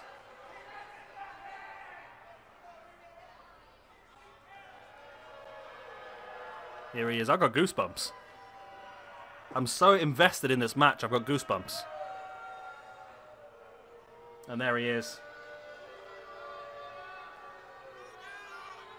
The rogue Viking himself, Ghost.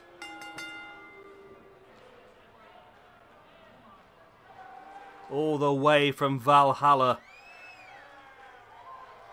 Heading his way down to the ring. Ready for the most important match of his career. The Internet Championship. Best 2 out of 3 falls. Hell in a Cell. Main event of SWE's inaugural pay-per-view. Crimson Warfare. Is it Crimson Warfare? I can't remember what it's called now. What have we called it? Crimson Wars. The Crimson Wars. Because we couldn't use the B word for YouTube purposes. Ghost is in the ring, ready to go.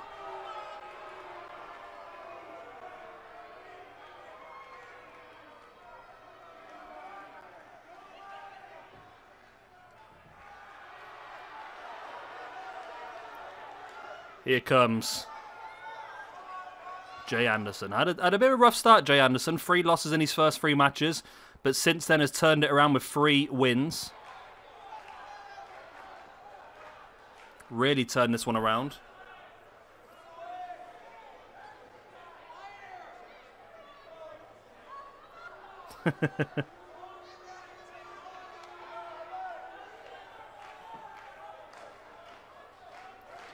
As we await the arrival of Jay Anderson. Elevates from the depths.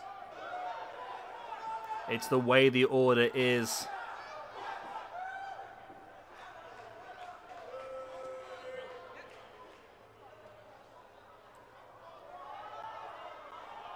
Jay starts now to march his way down to the ring. One, again, the biggest match of his career, especially here in SWE. Currently, though, Jay Anderson sat on 0 on the rankings, whereas Ghost is currently sat on +4. And of course, Ghost does have that massive win over the biggest, baddest man in SWE, Big Daddy G, on his record.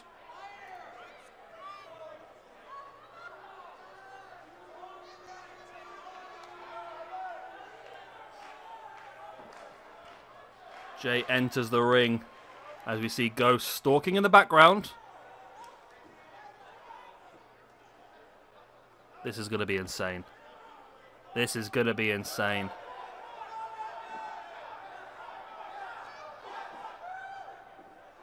As the cell starts to descend around them.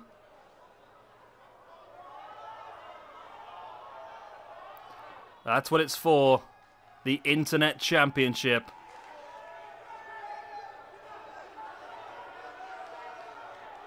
Oh, it's got the word WWE in it for some reason. Okay, I'll have to get rid of that. Hi, Joseph. You turned up just in time for the main event of our finale. Best 2 out of 3 falls. Hell in a Cell. Jay Anderson versus Ghost. Finally, they get their hands on each other one-on-one.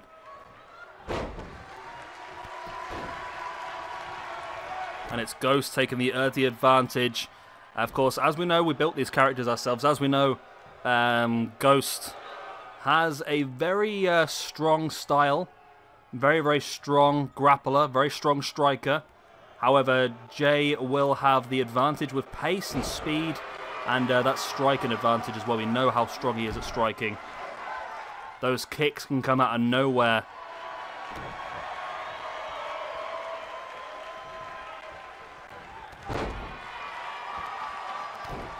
Of course, this is best 2 out of 3 falls.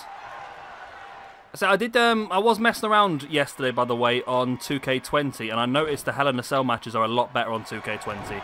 They do go around and fight around the actual outside of the ring, between the ring and the cell, which is quite nice. I did do 3 Hell in a Cell 6-man matches, and they did not exit the cell at once, which annoyed me a bit. But it was still a better match quality than this one, to be honest. So who's going to get that all-important, I can't even talk now, the all-important first point? As I said earlier on, we'll do this the same as previous 2 out of 3 falls matches we've done in the past, where we will have a ranking point for every fall. There's Jay Anderson dropping Ghost neck first across that top rope. Anderson now twisting the head of Ghost. Anderson now with a pin, 1. Only a 1 count.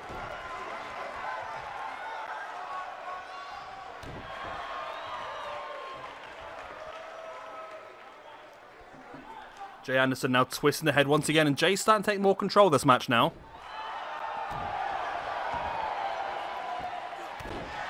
Dropping the knee right in the back. And Jay stalking from the corner. Looking to hit the first high-impact maneuver of the night, and he does catch that big V-trigger style knee right in the face of Ghost. But Ghost just soaks it up. The man from Valhalla just completely soaks up the strike to the face. Jay slowly getting back up to his feet as now, whoa, managed to slide free from Ghost, then into the Ace Crusher out of nowhere. As Jay now wrenching back at the arm of Ghost.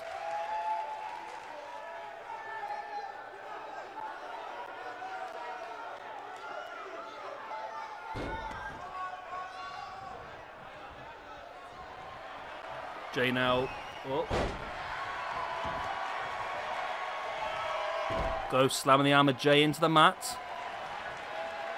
And dropping the fist right in the face of Jay as well. Ghost taking some control. You can see the tension in chat because everyone's gone quiet. There's the pin by Ghost. Only a 1 count. Boot in the spine.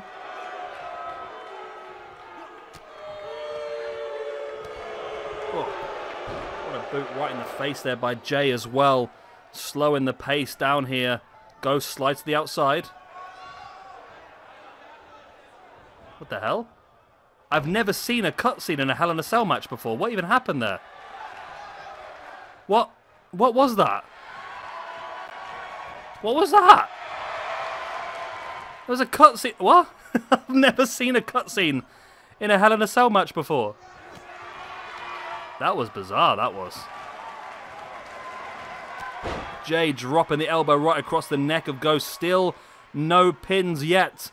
But Jay once again backs into the corner. Ready. Waiting. Strikes. Wow.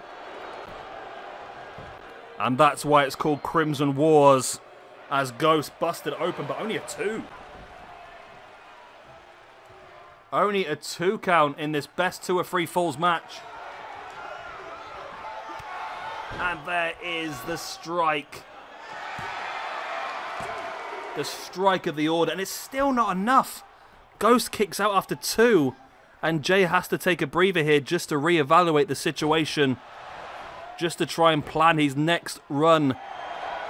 Because so far, he's struck Ghost in the face twice with massive knees and caught him with one of those big kicks as well, and Ghost has been able to survive everything that Jay has thrown at him. Jay again with the jawbreaker, then into the Ace Crusher once again. Maybe that'll be enough. Nope, Jay's going to go back at it once again, looking for that big knee. Boom, he hits it once again. Surely that's going to be enough. He's not even going to go for it. He's going to go overly excessive. Jay Anderson, no. Looking for that spinning heel kick once again, but Ghost saw it coming. And now Ghost looking for the swing.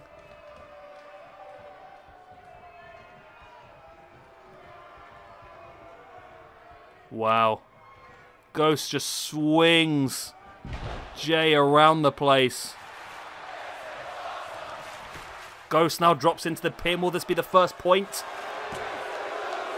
No, Jay with a kick out as well. Wow, both these guys insanely good. So much up for grabs here. Nice DDT. I feel like this has got a 6-star match written all over this one, you know. Ghost kicks out again. And Jay has to take a breather here. Has to recuperate. Both these guys thrown so much at each other so far in this match, and neither able to get that first pin so far. Big belly to belly slam by Ghost.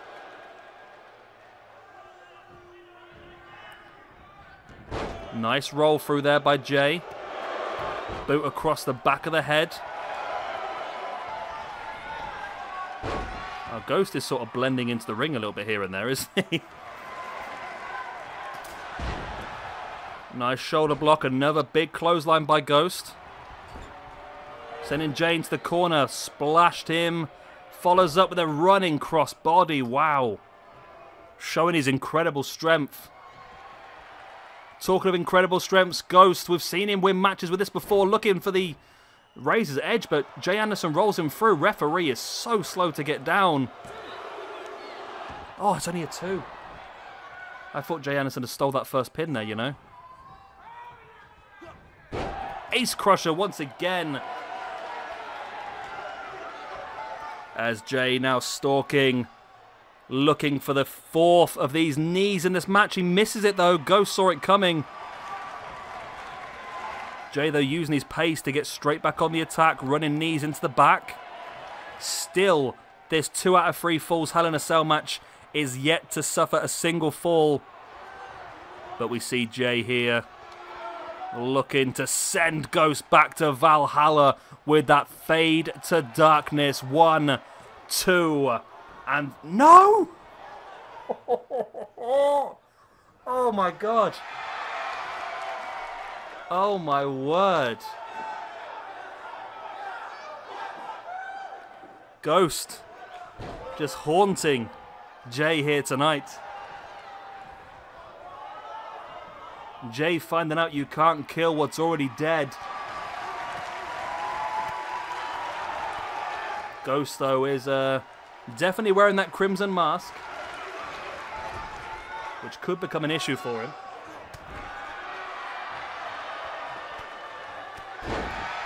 Nice takedown there by Jay Anderson on Ghost. Jay once again backing off, looking to strike. Again missing that big knee. Ghost catches him. No, Jay's just too quick once again. Does catch him with something, not as quite as much as he wanted to. Ghost slide to the outside, back in. Goes for the strikes. Oh, Jay with the super kick to the knee. Goes for the boot in the gut. Jay ducks underneath the clothesline. Into the DDT. I said the crimson mask that Ghost is wearing is going to slowly drip the energy out of his body. It's like a, what's it called? It's a dot, as they call it in gaming terms. Damage over time. Oh, wow. Ghost avoiding and allowing Jay to send himself straight in to the edge of the cell.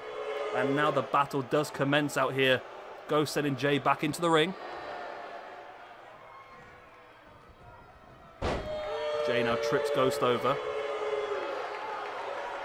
Stalking. Jay into the Ace Crusher once again. There's the damage. There's the pin. It's still only a 2 though. Oh, Jasper, you're getting very overconfident here, aren't you?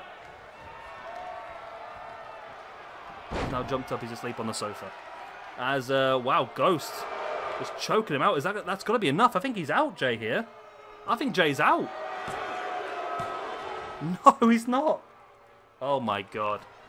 Oh, my word.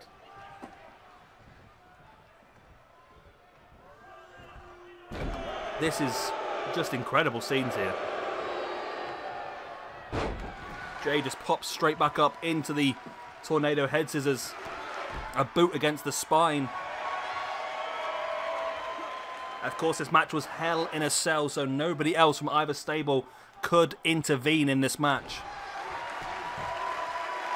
There's the pin by Jay on Ghost. It's still only a 2. What is it going to take for one of these guys to keep the other one down? What is it going to take? It could take another fade to darkness. And Jay Anderson gets the first pinfall over Ghost. Wow. This has been an insane, insane start to this match.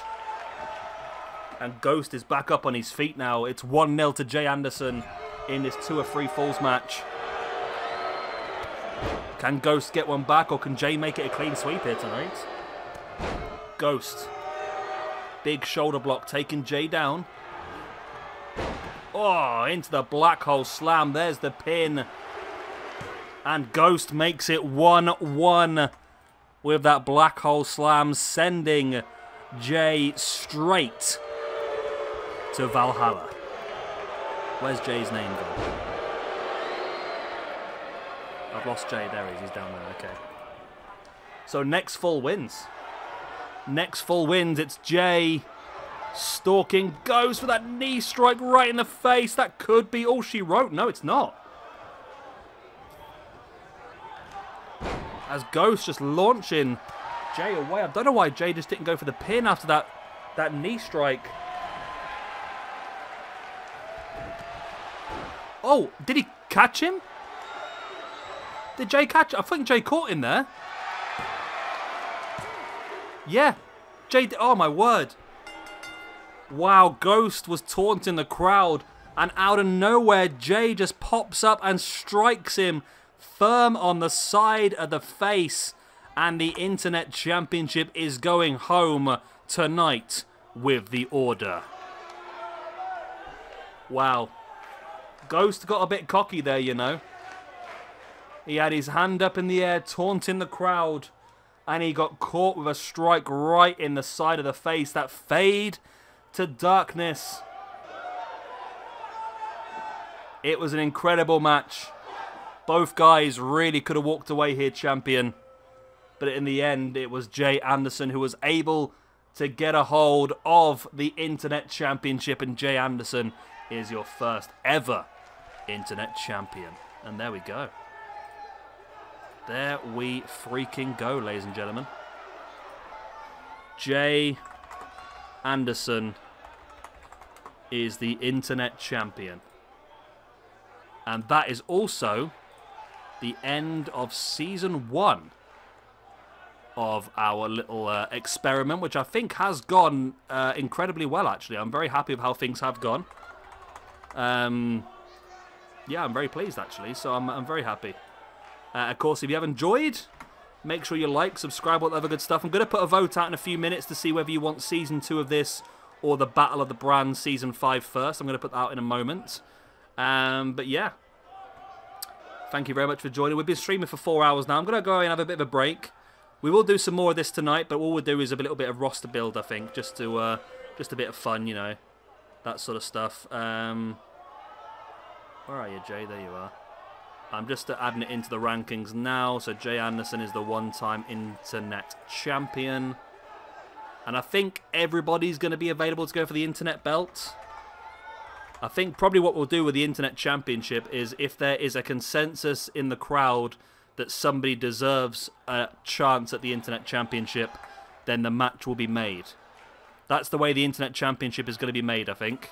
If there's a consensus from the chat that somebody is deserving, we will allow it to go. So yeah, I'll probably be back on a little bit later. I'm going to have a little look at the roster now and see if there's anyone. We do have 3 spaces left on the roster, but I'm going to have a look at the roster and see if there's anybody who maybe we could cull and create space for other people. And we'll do that a little bit later. Give me a couple of hours or so to have a bit of dinner and that sort of stuff, and we'll be back. Good night, goodbye, God bless, and thank you very much for being here. Tidy buys.